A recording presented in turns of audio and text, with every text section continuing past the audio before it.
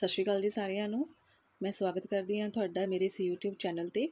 ਤਾਂ ਅਸੀਂ ਸਟਾਰਟ ਕਰੀ ਹੋਈ ਹੈ ਜੀ ਇੰਡੀਅਨ ਪੋਲਿਟੀ ਦੀ ਸੀਰੀਜ਼, ਜਿਹਦੇ ਵਿੱਚ ਇਹ ਸਾਡਾ ਸੈਕੰਡ ਲੈਸਨ ਹੈ।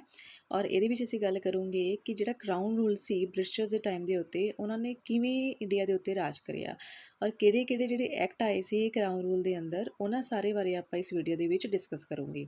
ਵੀਡੀਓ ਸ਼ੁਰੂ ਕਰਨ ਤੋਂ ਪਹਿਲਾਂ ਮੇਰੀ ਇੱਕ ਰਿਕੁਐਸਟ ਹੈ ਤੁਹਾਨੂੰ ਸਾਰਿਆਂ ਨੂੰ, ਅਗਰ ਤੁਸੀਂ ਮੇਰੇ ਚੈਨਲ ਤੇ ਨਵੇਂ ਹੋ ਤਾਂ ਪਲੀਜ਼ ਮੇਰੇ ਚੈਨਲ ਸਬਸਕ੍ਰਾਈਬ ਕਰ ਲਓ, ਤਾਂ ਕਿ ਜਦੋਂ ਵੀ ਮੈਂ ਨਵੀਂ ਵੀਡੀਓ ਅਪਲੋਡ ਕਰਾਂ ਤੁਹਾਨੂੰ ਉਹਦੀ ਨੋਟੀਫਿਕੇਸ਼ਨ ਹੈ ਜਿਹੜੀ ਉਹ ਸਭ ਤੋਂ ਪਹਿਲਾਂ ਮਿਲ ਜਾਵੇ। ਐਂਡ ਸੈਕੰਡਲੀ, ਅਗਰ ਤੁਹਾਨੂੰ ਜਿਹੜੀ ਵੀਡੀਓ ਵਧੀਆ ਲੱਗਦੀ ਹੈ ਤੁਸੀਂ ਵੀਡੀਓ ਨੂੰ ਲਾਈਕ ਕਰਿਓ ਤੇ ਜ਼ਿਆਦਾ ਸ਼ੇਅਰ ਕਰਿਓ ਉਹਨਾਂ ਬੱਚਿਆਂ ਦੇ ਵਿੱਚ ਜੋ ਕੰਪੀਟੀਟਿਵ ਐਗਜ਼ਾਮਸ ਦੀ ਤਿਆਰੀ ਕਰ ਰਹੇ ਨੇ, ਕਿਉਂਕਿ ਜਿਹੜਾ ਇੰਡੀਅਨ ਪੋਲਿਟੀ ਸਬਜੈਕਟ ਹੈ ਉਹ ਕੰਪੀਟੀਟਿਵ ਐਗਜ਼ਾਮਸ ਦੇ ਵਿੱਚ ਬਹੁਤ ਜ਼ਿਆਦਾ ਵੇਟੇਜ ਰੱਖਦਾ ਹੈ। ਤਾਂ ਸਾਡੇ ਲਈ ਇਹ ਬਹੁਤ ਜ਼ਰੂਰੀ ਹੋ ਜਾਂਦਾ ਹੈ ਕਿ ਅਸੀਂ ਇੰਡੀਅਨ ਪੋਲਿਟੀ ਦੀ ਜਿਹੜੀ ਤਿਆਰੀ ਹੈ ਉਹ ਬਹੁਤ ਵਧੀਆ ਢੰਗ ਨਾਲ ਕਰੀਏ। ਦੇਖੋ ਜੀ, ਹੁਣ ਅਸੀਂ ਸਟਾਰਟ ਕਰਦੇ ਹਾਂ ਵੀਡੀਓ ਨੂੰ। ਵੀਡੀਓ ਸਟਾਰਟ ਕਰਨ ਤੋਂ ਪਹਿਲਾਂ ਅਸੀਂ ਇੱਕ ਥੋੜ੍ਹਾ ਜਿਹਾ ਬੈਕਗਰਾਊਂਡ ਲੈ ਲੈਂਦੇ ਹਾਂ। ਪਿਛਲੀ ਵੀਡੀਓ ਦੇ ਵਿੱਚ ਅਸੀਂ ਡਿਸਕਸ ਕਰਿਆ ਸੀ ਕੰਪਨੀ ਰੂਲ ਬਾਰੇ। ਕੰਪਨੀ ਰੂਲ ਜੋ ਚੱਲਿਆ ਸੀ 1773 ਤੋਂ ਲੈ ਕੇ 1858 ਤੱਕ, ਔਰ ਇਹਦੇ ਵਿੱਚ ਅਸੀਂ ਬਹੁਤ ਸਾਰੇ ਐਕਟਸ ਪੜ੍ਹੇ। ਕੰਪਨੀ ਰੂਲ ਦੇ ਅੰਦਰ ਬਹੁਤ ਸਾਰੇ ਐਕਟ ਪਾਸ ਕੀਤੇ ਗਏ ਸੀ ਬ੍ਰਿਟਿਸ਼ ਦੀ ਪਾਰਲੀਮੈਂਟ ਦੇ ਦੁਆਰਾ, ਉਹਨਾਂ ਸਾਰਿਆਂ ਨੂੰ ਅਸੀਂ ਨੇ ਡਿਸਕਸ ਕਰਿਆ ਸੀ ਪਿਛਲੀ ਵੀਡੀਓ ਦੇ ਵਿੱਚ। ਅਗਰ ਤੁਸੀਂ ਹਾਲੇ ਤੱਕ ਉਹ ਵੀਡੀਓ ਨਹੀਂ ਦੇਖੀ ਤਾਂ ਪਲੀਜ਼ ਪਹਿਲਾਂ ਜਾ ਕੇ ਉਹ ਵੀਡੀਓ ਦੇਖ ਲਓ, ਤਾਂ ਕਿ ਜਿਹੜੀ ਤੁਹਾਨੂੰ ਸੈਕਿੰਡ ਲੈਸਨ ਹੈ ਉਹ ਵੀ ਤੁਹਾਨੂੰ ਅੱਛੇ ਤਰੀਕੇ ਨਾਲ ਕਲੀਅਰ ਹੋ ਜਾਵੇ। ਹੁਣ ਦੇਖੋ, ਅਸੀਂ ਕਿਉਂ ਪੜ੍ਹ ਰਹੇ ਹਾਂ, ਕੁਐਸਚਨ ਮੇਨ ਆਉਂਦਾ ਹੈ ਕਿ ਅਸੀਂ ਇਹਨਾਂ ਸਾਰੇ ਐਕਟਸ ਨੂੰ ਕਿਉਂ ਪੜ੍ਹ ਰਹੇ ਹਾਂ, ਹੈ ਨਾ। ਦੇਖੋ, ਆਨਸਰ ਇਹ ਤਾਂ ਇਹੀ ਹੈ ਕਿ ਇਹ ਜਿਹੜੇ ਦੋਨੋਂ ਪਾਰਟ ਹੈ, ਕੰਪਨੀ ਰੂਲ ਅਤੇ ਕਰਾਊਨ ਰੂਲ, ਇਹ ਦੋਨੋਂ ਪਾਰਟ ਅਸੀਂ ਇਸ ਲਈ ਪੜ੍ਹ ਰਹੇ ਹਾਂ ਕਿਉਂਕਿ ਇਹ ਸਾਡਾ ਜਿਹੜਾ ਇੰਡੀਆ ਦਾ ਅੱਜ ਦਾ ਸੰਵਿਧਾਨ ਹੈ ਉਹਦੇ ਵਿੱਚ ਬਹੁਤ ਸਾਰੀਆਂ ਪ੍ਰੋਵੀਜ਼ਨਸ ਹੈ, ਬਹੁਤ ਸਾਰੇ ਆਰਟੀਕਲਸ ਆ ਜਿਹੜੇ ਲਏ ਗਏ ਹੈ। ਉਹ ਜਿਹੜੇ ਪ੍ਰੋਵੀਜ਼ਨਸ ਅਤੇ ਆਰਟੀਕਲਸ ਆ ਉਹ ਕਿਤੇ ਨਾ ਕਿਤੇ ਇਹਨਾਂ ਐਕਟ ਦੇ ਵਿੱਚੋਂ ਆਏ ਹੈ। ਠੀਕ ਹੈ, ਜਿੱਦਾਂ ਅਗਰ ਆਪਾਂ ਗੱਲ ਕਰੀਏ, ਗਵਰਨਮੈਂਟ ਆਫ ਇੰਡੀਆ ਐਕਟ ਆਇਆ ਸੀ 1935 ਦਾ, ਜਿਹਦੇ ਬਾਰੇ ਅਸੀਂ ਅੱਜ ਡਿਸਕਸ ਕਰੂੰਗੇ। ਜਿਹੜਾ ਇਹ 1935 ਵਾਲਾ ਐਕਟ ਹੈ ਇੰਨਾ ਜ਼ਿਆਦਾ ਇੰਪੋਰਟੈਂਟ ਮੰਨਿਆ ਜਾਂਦਾ ਹੈ ਕਿ ਅਸੀਂ ਅੱਧੇ ਤੋਂ ਜ਼ਿਆਦਾ ਜਿਹੜਾ ਪੋਰਸ਼ਨ ਹੈ ਆਪਣੇ ਸੰਵਿਧਾਨ ਦਾ ਉਹ ਇਸ ਐਕਟ ਤੋਂ ਵਿੱਚੋਂ ਚੱਕਿਆ ਹੈ। ਇੰਨਾ ਬਲਕਿ ਜਿਹੜਾ ਇਹ ਐਕਟ ਆਇਆ ਸੀ ਔਰ ਇਹਦੇ ਵਿੱਚੋਂ ਹੀ ਬਹੁਤ ਸਾਰੀਆਂ ਪ੍ਰੋਵੀਜ਼ਨਸ ਅਸੀਂ ਆਪਣੇ ਅੱਜ ਦੇ ਸੰਵਿਧਾਨ ਵਿੱਚ ਐਡ ਕਰੀਆਂ। ਤਾਂ ਇਹਨਾਂ ਐਕਟਸ ਨੂੰ ਪੜ੍ਹਨਾ ਇਸ ਲਈ ਜ਼ਰੂਰੀ ਹੋ ਜਾਂਦਾ ਹੈ ਕਿਉਂਕਿ ਇਹ ਕਿਤੇ ਨਾ ਕਿਤੇ ਸਾਡੇ ਜਿਹੜੇ ਅੱਜ ਦਾ ਸੰਵਿਧਾਨ ਆ ਉਹਨੂੰ ਡਾਇਰੈਕਟਲੀ ਜਾਂ ਇਨਡਾਇਰੈਕਟਲੀ ਇਨਫਲੂਐਂਸ ਕਰ ਰਹੀਆਂ। ਇਹਨਾਂ ਐਕਟ ਦੇ ਵਿੱਚ ਟਾਈਮ ਟੂ ਟਾਈਮ ਜਿਹੜੀਆਂ ਪ੍ਰੋਵੀਜ਼ਨਸ ਆਉਂਦੀਆਂ ਗਈਆਂ ਉਹ ਕਿਤੇ ਨਾ ਕਿਤੇ ਸਾਨੂੰ ਅੱਜ ਦੇ ਸਾਡੇ ਸੰਵਿਧਾਨ ਦੇ ਵਿੱਚ ਮਿਲਦੀਆਂ। ਠੀਕ ਹੈ ਜੀ, ਤਾਂ ਚਲੋ ਸਟਾਰਟ ਕਰਦੇ ਹਾਂ। ਕੰਪਨੀ ਰੂਲ ਜੋ ਅਸੀਂ ਪਿਛਲੀ ਕਲਾਸ ਵਿੱਚ ਪੜ੍ਹਿਆ ਸੀ ਉਹਦੇ ਵਿੱਚ ਅਸੀਂ ਬਹੁਤ ਸਾਰੇ ਐਕਟ ਡਿਸਕਸ ਕਰੇ ਸੀ, ਜਿੱਦਾਂ ਰੈਗੂਲੇਟਿੰਗ ਐਕਟ 1773 ਦਾ। ਉਸ ਤੋਂ ਬਾਅਦ ਅਸੀਂ ਡਿਸਕਸ ਕਰਿਆ ਸੀ ਪਿਟਸ ਇੰਡੀਆ ਐਕਟ, ਫਿਰ ਚਾਰਟਰ ਐਕਟ ਡਿਸਕਸ ਕਰੇ ਸੀ ਜੋ ਕਿ 1813, 1833 ਅਤੇ 1853 ਦੇ ਵਿੱਚ ਆਏ ਸੀ। ਇਹ ਸਾਰੇ ਐਕਟ ਜਿਹੜੇ ਬਹੁਤ ਜ਼ਿਆਦਾ ਇੰਪੋਰਟੈਂਟ ਆ ਕਿਉਂਕਿ ਡਾਇਰੈਕਟਲੀ ਕੁਐਸਚਨਸ ਆ ਜਾਂਦੇ ਹੁੰਦੇ ਆ ਪੇਪਰਾਂ ਦੇ ਵਿੱਚ। ਠੀਕ ਹੈ, ਅਸੀਂ ਵੀ ਇੱਕ ਕੋਰਸ ਲੈ ਕੇ ਆਵਾਂਗੇ ਜਿਹਦੇ ਵਿੱਚ ਆਪਾਂ MCQ ਦੇਖਾਂਗੇ। ਅਗਰ ਤੁਹਾਨੂੰ ਉਹ ਕੋਰਸ ਚਾਹੀਦਾ ਤਾਂ ਪਲੀਜ਼ ਮੈਨੂੰ ਕਮੈਂਟ ਸੈਕਸ਼ਨ ਵਿੱਚ ਜ਼ਰੂਰ ਦੱਸਿਓ। ਉਸ ਕੋਰਸ ਦੇ ਵਿੱਚ ਆਪਾਂ ਜਿੰਨਾ ਵੀ ਹੁਣ ਤੱਕ ਪੋਲਿਟੀ ਦਾ ਡਿਸਕਸ ਕਰਦੇ ਜਾਵਾਂਗੇ ਉਹਨਾਂ ਸਾਰਿਆਂ ਦੇ ਰਿਗਾਰਡਿੰਗ ਜਿੰਨੇ MCQs ਆ ਜੋ ਪੇਪਰਾਂ ਦੇ ਵਿੱਚ ਪਹਿਲਾਂ ਆਏ ਹੋਏ ਆ ਅਤੇ ਜੋ ਆਉਣ ਦੀ ਸੰਭਾਵਨਾ ਹੈਗੀ ਆ, ਉਹ ਸਾਰੇ ਆਪਾਂ ਉਸ ਕੋਰਸ ਦੇ ਵਿੱਚ ਡਿਸਕਸ ਕਰੂੰਗੇ। ਅਤੇ ਅੱਜ ਜਿਹੜੀ ਅਸੀਂ ਗੱਲ ਕਰ ਰਹੀ ਹਾਂ ਉਹ ਅਸੀਂ ਗੱਲ ਕਰਨੀ ਹੈ ਕਰਾਊਨ ਰੂਲ ਦੇ ਬਾਰੇ। ਹੁਣ ਕਰਾਊਨ ਦਾ ਮਤਲਬ ਕੀ ਹੁੰਦਾ ਹੈ? ਜਦੋਂ ਕਿਸੇ ਕਿੰਗ ਜਾਂ ਕਿਸੇ ਕੁਈਨ ਦਾ ਕਿਸੇ ਏਰੀਆ ਦੇ ਉੱਤੇ ਰੂਲ ਹੁੰਦਾ ਉਹਨੂੰ ਅਸੀਂ ਬੋਲਦੇ ਹਾਂ ਕਰਾਊਨ ਰੂਲ। ਤਾਂ ਅਗਰ ਅਸੀਂ ਈਸਟ ਇੰਡੀਆ ਕੰਪਨੀ ਦੀ ਗੱਲ ਕਰੀਏ, ਈਸਟ ਇੰਡੀਆ ਕੰਪਨੀ ਬਣੀ ਸੀ 1600 ਈਸਵੀ ਦੇ ਵਿੱਚ ਔਰ ਇੰਡੀਆ ਦੇ ਵਿੱਚ ਉਹ ਆਈ ਹੈ 1608 ਦੇ ਵਿੱਚ। ਠੀਕ ਹੈ, ਜਦੋਂ ਇੰਡੀਆ ਦੇ ਵਿੱਚ 1608 ਦੇ ਵਿੱਚ ਆਈ ਹੈ ਤਾਂ ਉਸ ਤੋਂ ਬਾਅਦ ਹੌਲੀ ਹੌਲੀ ਉਹਨੇ 1757 ਦੇ ਵਿੱਚ ਲੜਾਈ ਲੜੀ। 1757 ਦੇ ਵਿੱਚ ਬੈਟਲ ਹੋਈ ਹੈ, ਬੈਟਲ ਆਫ ਪਲਾਸੀ, ਔਰ 1764 ਦੇ ਵਿੱਚ ਹੋਈ ਹੈ ਬੈਟਲ ਆਫ ਬਕਸਰ। ਇਸ ਬਕਸਰ ਦੀ ਲੜਾਈ ਤੋਂ ਬਾਅਦ ਈਸਟ ਇੰਡੀਆ ਕੰਪਨੀ ਨੂੰ ਮਿਲ ਗਏ ਸੀ ਜੀ Diwani rights of BBO, Bengal, Bihar, Orissa ਦੇ ਦੀਵਾਨੀ ਰਾਈਟਸ ਮਿਲ ਗਏ ਸੀ। ਦੀਵਾਨੀ ਰਾਈਟਸ ਅਸੀਂ ਪਹਿਲਾਂ ਵੀ ਪੜ੍ਹਿਆ ਸੀ ਪਿਛਲੀ ਵੀਡੀਓ ਦੇ ਵਿੱਚ ਕਿ ਜਦੋਂ ਉਹਨਾਂ ਨੂੰ ਲੈਂਡ ਰੈਵਨਿਊ ਕਲੈਕਟ ਕਰਨ ਦਾ ਰਾਈਟ ਮਿਲ ਗਿਆ ਸੀ। ਤਾਂ ਈਸਟ ਇੰਡੀਆ ਕੰਪਨੀ ਇੱਥੋਂ ਉਹਦੀ ਸ਼ੁਰੂਆਤ ਹੁੰਦੀ ਹੈ ਕਿ ਉਹ ਇੱਕ ਪੋਲੀਟੀਕਲ ਬੋਡੀ ਹੈ ਜਿਹੜੀ ਹੁਣ ਉਹ ਬਣੂਗੀ, ਰਾਈਟ।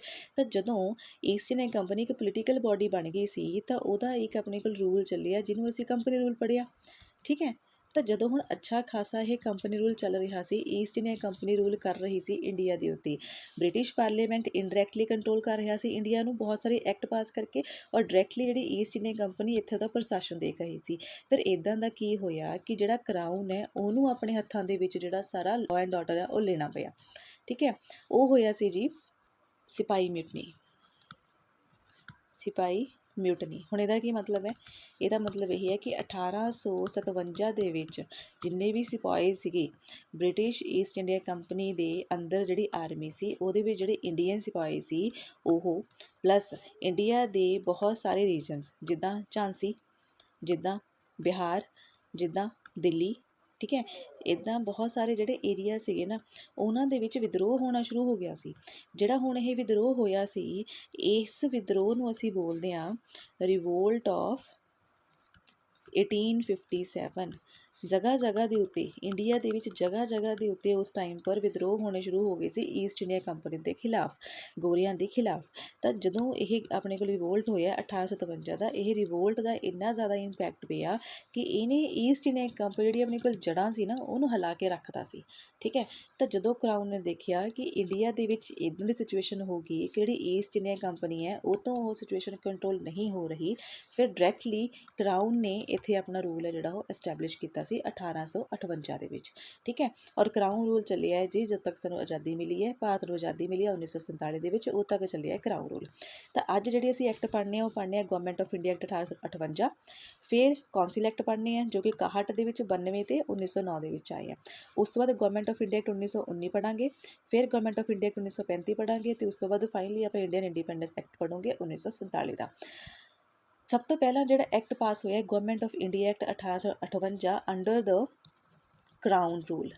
ਕਰਾਊਨ ਰੂਲ ਦੇ ਵਿੱਚ ਸਭ ਤੋਂ ਪਹਿਲਾਂ ਜਿਹੜਾ ਐਕਟ ਪਾਸ ਹੋਇਆ ਉਹ ਹੋਇਆ ਗਵਰਨਮੈਂਟ ਆਫ ਇੰਡੀਆ ਐਕਟ 1858। ਇਹਦੇ ਵਿੱਚ ਸਭ ਤੋਂ ਪਹਿਲਾਂ ਕੀ ਕੀਤਾ ਗਿਆ, ਜਿਹੜੀ ਈਸਟ ਇੰਡੀਆ ਕੰਪਨੀ ਸੀ ਉਹਨੂੰ ਖ਼ਤਮ ਕੀਤਾ ਗਿਆ। ਈਸਟ ਇੰਡੀਆ ਕੰਪਨੀ ਨੂੰ ਬਿਲਕੁਲ ਹੀ ਅਬੋਲਿਸ਼ ਕਰਤਾ, ਬਿਲਕੁਲ ਹੀ ਖ਼ਤਮ ਕਰਤਾ, ਉਹਦੇ ਜਿੰਨੇ ਵੀ ਆਪਰੇਸ਼ਨ ਸੀ ਸਾਰੇ ਖ਼ਤਮ ਕਰਤੇ। ਨਾਲ ਦੀ ਨਾਲ ਜਿਹੜਾ ਡੂਅਲ ਸਿਸਟਮ ਹੁੰਦਾ ਸੀ ਗਵਰਨਮੈਂਟ ਦਾ ਉਹ ਵੀ ਇਹਨਾਂ ਨੇ ਐਂਡ ਕੀਤਾ। ਡੂਅਲ ਸਿਸਟਮ ਕੀ ਸੀ? ਆਪਾਂ ਪੜ੍ਹਿਆ ਸੀ ਕਿ ਜਿਹੜਾ ਪਿਟਸ ਇੰਡੀਆ ਐਕਟ ਸੀ ਨਾ, ਪਿਟਸ ਇੰਡੀਆ ਐਕਟ ਦੇ ਵਿੱਚ ਈਸਟ ਇੰਡੀਆ ਕੰਪਨੀ ਦੀਆਂ ਜਿਹੜੀਆਂ ਐਕਟੀਵਿਟੀ ਸੀ ਉਹਨਾਂ ਨੂੰ ਡਿਵਾਈਡ ਕੀਤਾ ਗਿਆ ਸੀ into commercial activities and political activities. ਔਰ ਕਮਰਸ਼ੀਅਲ ਐਕਟੀਵਿਟੀਜ਼ ਨੂੰ ਦੇਖਣ ਦੇ ਲਈ ਕੋਰਟ ਆਫ ਡਾਇਰੈਕਟਰ ਸੀਗੇ, ਠੀਕ ਹੈ। ਐਂਡ ਜਿਹੜੀ ਪੋਲੀਟੀਕਲ ਐਕਟੀਵਿਟੀ ਸੀ ਇਹਨਾਂ ਨੂੰ ਦੇਖਣ ਲਈ ਇੱਕ ਅਲੱਗ ਤੋਂ ਬੋਡੀ ਬਣਾਈ ਗਈ ਸੀ ਜਿਹਨੂੰ ਬੋਲਦੇ ਸੀ ਬੋਰਡ ਆਫ ਕੰਟਰੋਲ। ਤਾਂ ਪਿਟਸ ਇੰਡੀਆ ਐਕਟ ਦੇ ਵਿੱਚ ਈਸਟ ਇੰਡੀਆ ਕੰਪਨੀ ਦੀ ਐਕਟੀਵਿਟੀਜ਼ ਨੂੰ ਡਿਵਾਈਡ ਕੀਤਾ ਗਿਆ ਸੀ ਕਮਰਸ਼ੀਅਲ ਅਤੇ ਪੋਲੀਟੀਕਲ ਅਫੇਅਰਸ ਦੇ ਵਿੱਚ। ਕਮਰਸ਼ੀਅਲ ਅਫੇਅਰਸ ਨੂੰ ਦੇਖਣ ਦੇ ਲਈ ਸੀਗੇ court of directors, political affairs ਨੂੰ ਦੇਖਣ ਲਈ ਇੱਕ ਨਵੀਂ ਬੋਡੀ ਬਣਾਈ ਗਈ ਸੀ ਬੋਰਡ ਆਫ ਕੰਟਰੋਲ। ਇਹ ਸਾਰੇ ਸਿਸਟਮ ਨੂੰ ਕੀ ਬੋਲਿਆ ਜਾਂਦਾ ਸੀ? Dual government, right. ਔਰ ਇਹ ਜਿਹੜਾ ਸਿਸਟਮ ਸੀ ਪਿਟਸ ਇੰਡੀਆ ਐਕਟ ਵਾਲਾ ਉਹ 1858 ਦੇ ਵਿੱਚ ਆ ਕੇ ਖ਼ਤਮ ਕੀਤਾ ਗਿਆ, ਠੀਕ ਹੈ। ਹੁਣ ਦੇਖੋ ਜੀ ਸਿੱਧਾ ਜਿਹਾ ਲੌਜਿਕ ਹੈ, ਜਦੋਂ ਈਸਟ ਇੰਡੀਆ ਕੰਪਨੀ ਨਹੀਂ ਰਹੀ ਤਾਂ ਉਹਦੀ ਐਕਟੀਵਿਟੀਜ਼ ਵੀ ਨਹੀਂ ਰਹਿਣਗੀਆਂ, ਤਾਂ ਜਿਹੜੀਆਂ ਬੋਡੀਜ਼ ਈਸਟ ਇੰਡੀਆ ਕੰਪਨੀ ਦੇ ਆਪਰੇਸ਼ਨਸ ਨੂੰ ਦੇਖਦੀਆਂ ਸੀ ਉਹ ਤਾਂ ਆਟੋਮੈਟਿਕਲੀ ਡਿਜ਼ੋਲਵ ਹੋ ਜਾਣਗੀਆਂ। ਉਹੀ ਕੰਮ ਇਹਦੇ ਵਿੱਚ ਹੋਇਆ। ਉਸ ਤੋਂ ਬਾਅਦ ਕੀ ਕੀਤਾ ਗਿਆ, ਜਿਹੜਾ ਗਵਰਨਰ ਜਨਰਲ ਆਫ ਇੰਡੀਆ ਸੀ ਉਹਨੂੰ ਚੇਂਜ ਕਰਕੇ ਬਣਾਇਆ ਗਿਆ ਹੁਣ ਵਾਇਸਰਾਏ ਆਫ ਇੰਡੀਆ, ਠੀਕ ਹੈ। ਔਰ ਜਿਹੜਾ ਵਾਇਸਰਾਏ ਹੈ ਉਹ ਕੀ ਹੈ? ਡਾਇਰੈਕਟ ਰਿਪਰੈਜ਼ੈਂਟੇਟਿਵ ਹੈ ਬ੍ਰਿਟਿਸ਼ ਕਰਾਊਨ ਦਾ। ਜਦੋਂ ਕਿ ਇੱਕ ਨਵਾਂ ਆਫਿਸ ਬਣਾਇਆ ਗਿਆ ਸੈਕਟਰੀ ਆਫ ਸਟੇਟ ਦਾ ਜੋ ਕਿ ਬ੍ਰਿਟਿਸ਼ ਕੈਬਨਿਟ ਦੇ ਵਿੱਚ ਆਊਗਾ ਅਤੇ ਉਹ ਬ੍ਰਿਟਿਸ਼ ਪਾਰਲੀਮੈਂਟ ਨੂੰ ਰਿਸਪੌਂਸੀਬਲ ਹੋਊਗਾ। ਹੁਣ ਦੇਖੋ ਜੀ ਦੋ ਚੀਜ਼ਾਂ ਇਹਦੇ ਵਿੱਚ, ਪਹਿਲਾ ਤਾਂ ਹੈ ਜੀ ਵਾਇਸਰਾਏ ਔਰ ਦੂਜਾ ਹੈ ਸੈਕਟਰੀ ਆਫ ਸਟੇਟ। ਵਾਇਸਰਾਏ ਔਰ ਸੈਕਟਰੀ ਆਫ ਸਟੇਟ ਦੋਨਾਂ ਨੇ ਹੀ ਇੰਡੀਆ ਦੀ ਐਡਮਿਨਿਸਟ੍ਰੇਸ਼ਨ ਨੂੰ ਦੇਖਣਾ ਸੀ, ਦੋਨਾਂ ਨੇ ਹੀ ਇੰਡੀਆ ਦੇ ਪ੍ਰਸ਼ਾਸਨ ਨੂੰ ਦੇਖਣਾ ਸੀ।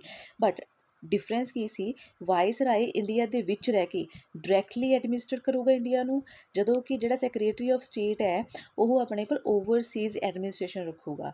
ਉਹ ਉੱਥੇ ਆਪਣੇ ਕੋਲ ਇੰਗਲੈਂਡ ਦੇ ਵਿੱਚ ਬੈਠ ਕੇ ਓਵਰਸੀ ਆਪਣੇ ਕੋਲ ਇੰਡੀਆ ਨੂੰ ਐਡਮਿਨਿਸਟਰ ਕਰੂਗਾ। ਸੈਕੰਡਲੀ ਜਿਹੜਾ ਵਾਇਸਰਾਏ ਹੈ ਉਹ ਬਿਲੋਂਗ ਕਰਦਾ ਸੀ ਡਾਇਰੈਕਟਲੀ ਕਰਾਊਨ ਤੋਂ, ਜਦੋਂ ਕਿ ਜਿਹੜਾ ਆਪਣੇ ਕੋਲ ਸੈਕਟਰੀ ਆਫ ਸਟੇਟ ਹੈ ਉਹ ਪਾਰਲੀਮੈਂਟ ਦੇ ਵਿੱਚੋਂ ਆਇਆ ਹੋਇਆ ਸੀ। ਇਹੀ ਇਹਨਾਂ ਦੇ ਵਿੱਚ ਮੇਨ ਡਿਫਰੈਂਸ ਹੈ, ਇਹਨੂੰ ਯਾਦ ਰੱਖਿਓ, ਕੁਐਸਚਨਸ ਆ ਜਾਂਦਾ ਹੁੰਦਾ ਹੈ ਪੇਪਰ ਦੇ ਵਿੱਚ। ਉਸ ਤੋਂ ਬਾਅਦ ਕੀ ਹੋਇਆ? 1857 ਦਾ ਰਿਵੋਲਟ ਹੋਇਆ ਸੀ ਨਾ, ਉਹ ਕਿਉਂ ਹੋਇਆ ਸੀ? ਕਿਉਂਕਿ ਈਸਟ ਇੰਡੀਆ ਕੰਪਨੀ ਤੋਂ ਜਿਹੜੇ ਇੰਡੀਅਨਸ ਨੇ ਉਹ ਖੁਸ਼ ਨਹੀਂ ਹੈਗੇ। ਜਿੰਨੇ ਜੋ ਵੀ ਕੰਮ ਈਸਟ ਇੰਡੀਆ ਕੰਪਨੀ ਕਰ ਰਹੀ ਹੈ, ਜਿੰਨੇ ਵੀ ਲਾਜ਼ ਈਸਟ ਇੰਡੀਆ ਕੰਪਨੀ ਨੇ ਪਾਸ ਕੀਤੇ ਹੈ ਇੰਡੀਆ ਦੇ ਵਿੱਚ, ਉਹਨਾਂ ਨਾਲ ਜਿਹੜੇ ਇੰਡੀਅਨਸ ਆ ਉਹ ਖੁਸ਼ ਨਹੀਂ ਹੈ।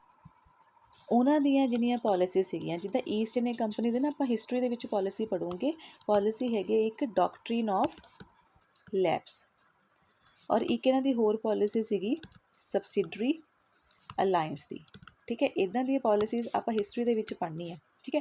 ਤਾਂ ਇਹ ਆਪਣੇ ਕੋਲ ਪੋਲਿਸੀਜ਼ ਕੀ ਹੈ? ਇਹਨਾਂ ਪੋਲਿਸੀਜ਼ ਦੇ ਨਾਲ ਈਸਟ ਇੰਡੀਆ ਕੰਪਨੀ ਨੇ ਬਹੁਤ ਸਾਰੀਆਂ ਸਟੇਟਸ ਨੂੰ ਅਨੈਕਸ ਕੀਤਾ ਸੀ, ਬਹੁਤ ਸਾਰੀਆਂ ਟੈਰੀਟਰੀਜ਼ 'ਤੇ ਇਹਨਾਂ ਨੇ ਕਬਜ਼ੇ ਕਰੇ ਸੀ, ਠੀਕ ਹੈ। ਇਸ ਲਈ ਈਸਟ ਇੰਡੀਆ ਕੰਪਨੀ ਦੇ ਅਗੇਂਸਟ ਹੋ ਗਏ ਸੀ ਇੰਡੀਅਨਸ ਉਸ ਟਾਈਮ ਦੇ ਉੱਤੇ, ਤਾਂ ਹੀ ਵਿਦਰੋਹ ਹੋ ਰਿਹਾ ਸੀ।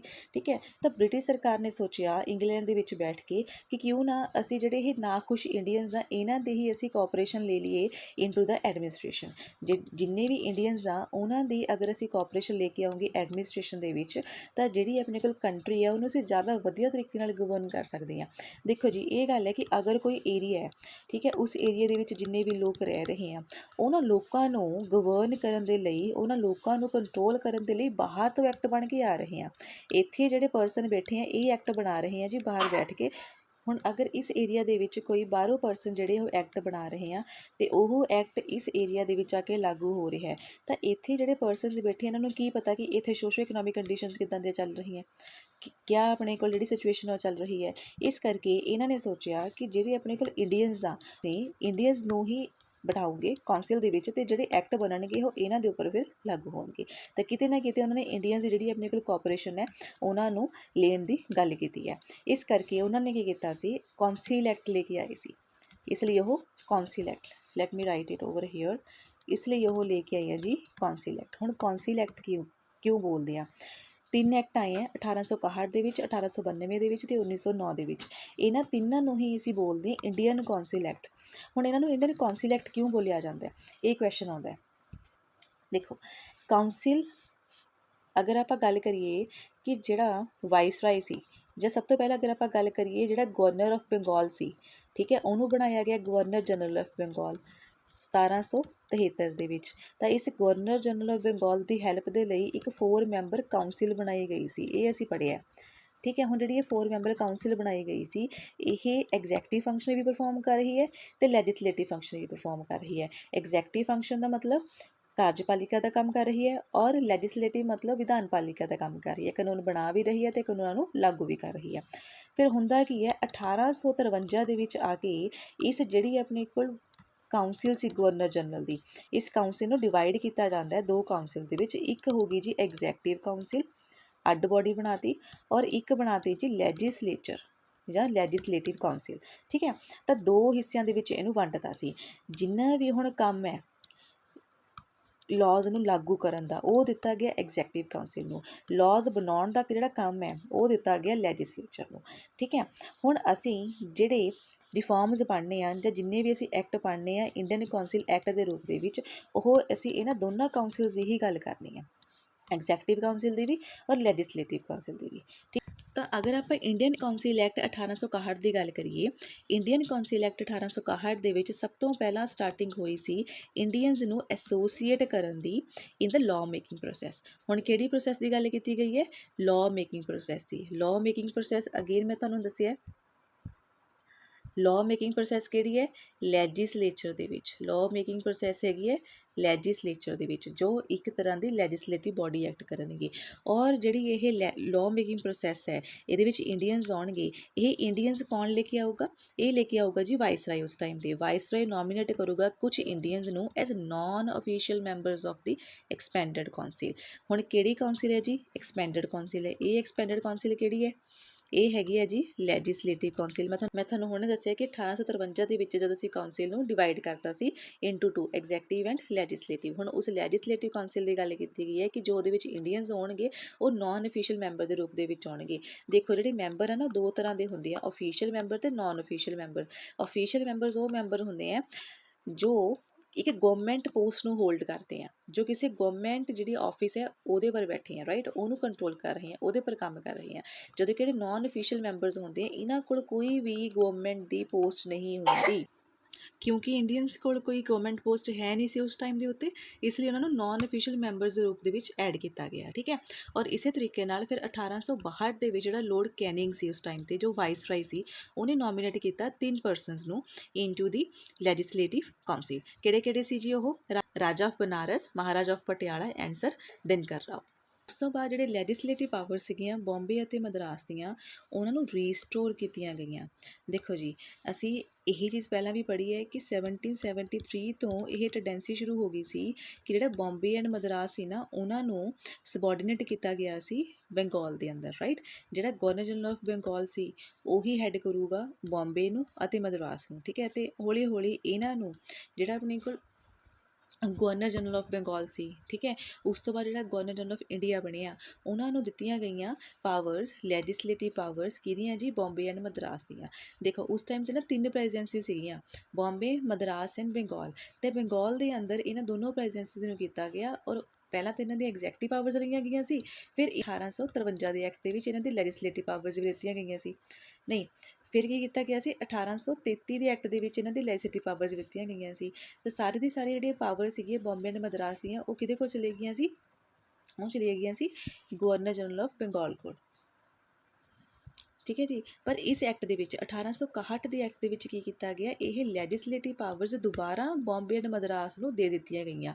ਹੁਣ ਜਿਹੜਾ ਬੰਬੇ ਐਂਡ ਮਦਰਾਸ ਆ, ਉਹ ਖੁਦ ਆਪਣੇ ਹਿਸਾਬ ਨਾਲ ਲਾਅ ਮੇਕਿੰਗ ਜਿਹੜੀ ਪ੍ਰੋਸੈਸ ਆ ਉਹ ਕਰ ਸਕਦੇ ਆ, ਔਰ ਇਹਨੂੰ ਪ੍ਰੋਸੈਸ ਨੂੰ ਕੀ ਬੋਲਿਆ ਜਾਂਦਾ, ਡੀਸੈਂਟਰਲਾਈਜੇਸ਼ਨ ਬੋਲਿਆ ਜਾਂਦਾ ਹੈ। ਡੀਸੈਂਟਰਲਾਈਜੇਸ਼ਨ ਮਤਲਬ ਹੁਣ ਜਿਹੜਾ ਕੇਂਦਰ ਹੈ, ਜਿਹੜਾ ਸੈਂਟਰ ਹੈ, ਉਹ ਹੁਣ ਪਾਵਰਸ ਨੂੰ ਅੱਗੇ ਡੈਲੀਗੇਟ ਕਰ ਰਿਹਾ। ਪਹਿਲਾਂ ਸਾਰਾ ਕੰਟਰੋਲ ਇਹਦੇ ਹੱਥਾਂ ਵਿੱਚ ਸੀ, ਬਟ ਹੁਣ ਇਹ ਆਪਣਾ ਜਿਹੜਾ ਕੰਟਰੋਲ ਆ ਥੋੜ੍ਹਾ ਲੂਜ਼ ਕਰ ਰਿਹਾ ਹੈ, ਔਰ ਦੁਬਾਰਾ ਜਿਹੜੀ ਇਹਨਾਂ ਦੀ ਆਪਣੇ ਕੋਲ ਯੂਨਿਟਸ ਹੁੰਦੀਆਂ, ਠੀਕ ਹੈ, ਉਹਨਾਂ ਨੂੰ ਪਾਵਰਫੁਲ ਕਰ ਰਿਹਾ। ਤਾਂ ਹੁਣ ਇਹਦੀ ਯੂਨਿਟਸ ਕਿਹੜੀਆਂ ਸੈਂਟਰ ਦੀਆਂ, ਬੰਬੇ ਐਂਡ ਮਦਰਾਸ, ਤਾਂ ਉਹਨਾਂ ਨੂੰ ਦੁਬਾਰਾ ਉਹ ਪਾਵਰਫੁਲ ਕੀਤਾ ਜਾ ਰਿਹਾ ਸੀ। ਹੋਰ ਇਹਦੇ ਵਿੱਚ ਕੀ ਕੀਤਾ ਗਿਆ, ਨਵੀਆਂ ਲੈਜਿਸਲੇਟਿਵ ਕਾਉਂਸਲਸ ਬਣਾਈਆਂ ਗਈਆਂ, ਕਿੱਥੇ, Bengal, north West province and Punjab. This is north West province, ਇਹ ਪੰਜਾਬ ਹੈ ਜੀ, ਠੀਕ ਹੈ, ਔਰ ਇੱਥੇ ਆਪਣੇ ਕੋਲ ਹੈਗਾ ਬੰਗਾਲ। ਇਹਨਾਂ ਜਗ੍ਹਾ ਦੇ ਉੱਤੇ ਨਵੀਆਂ ਲੈਜਿਸਲੇਟਿਵ ਬਾਡੀਜ਼ ਬਣਾਈਆਂ ਗਈਆਂ।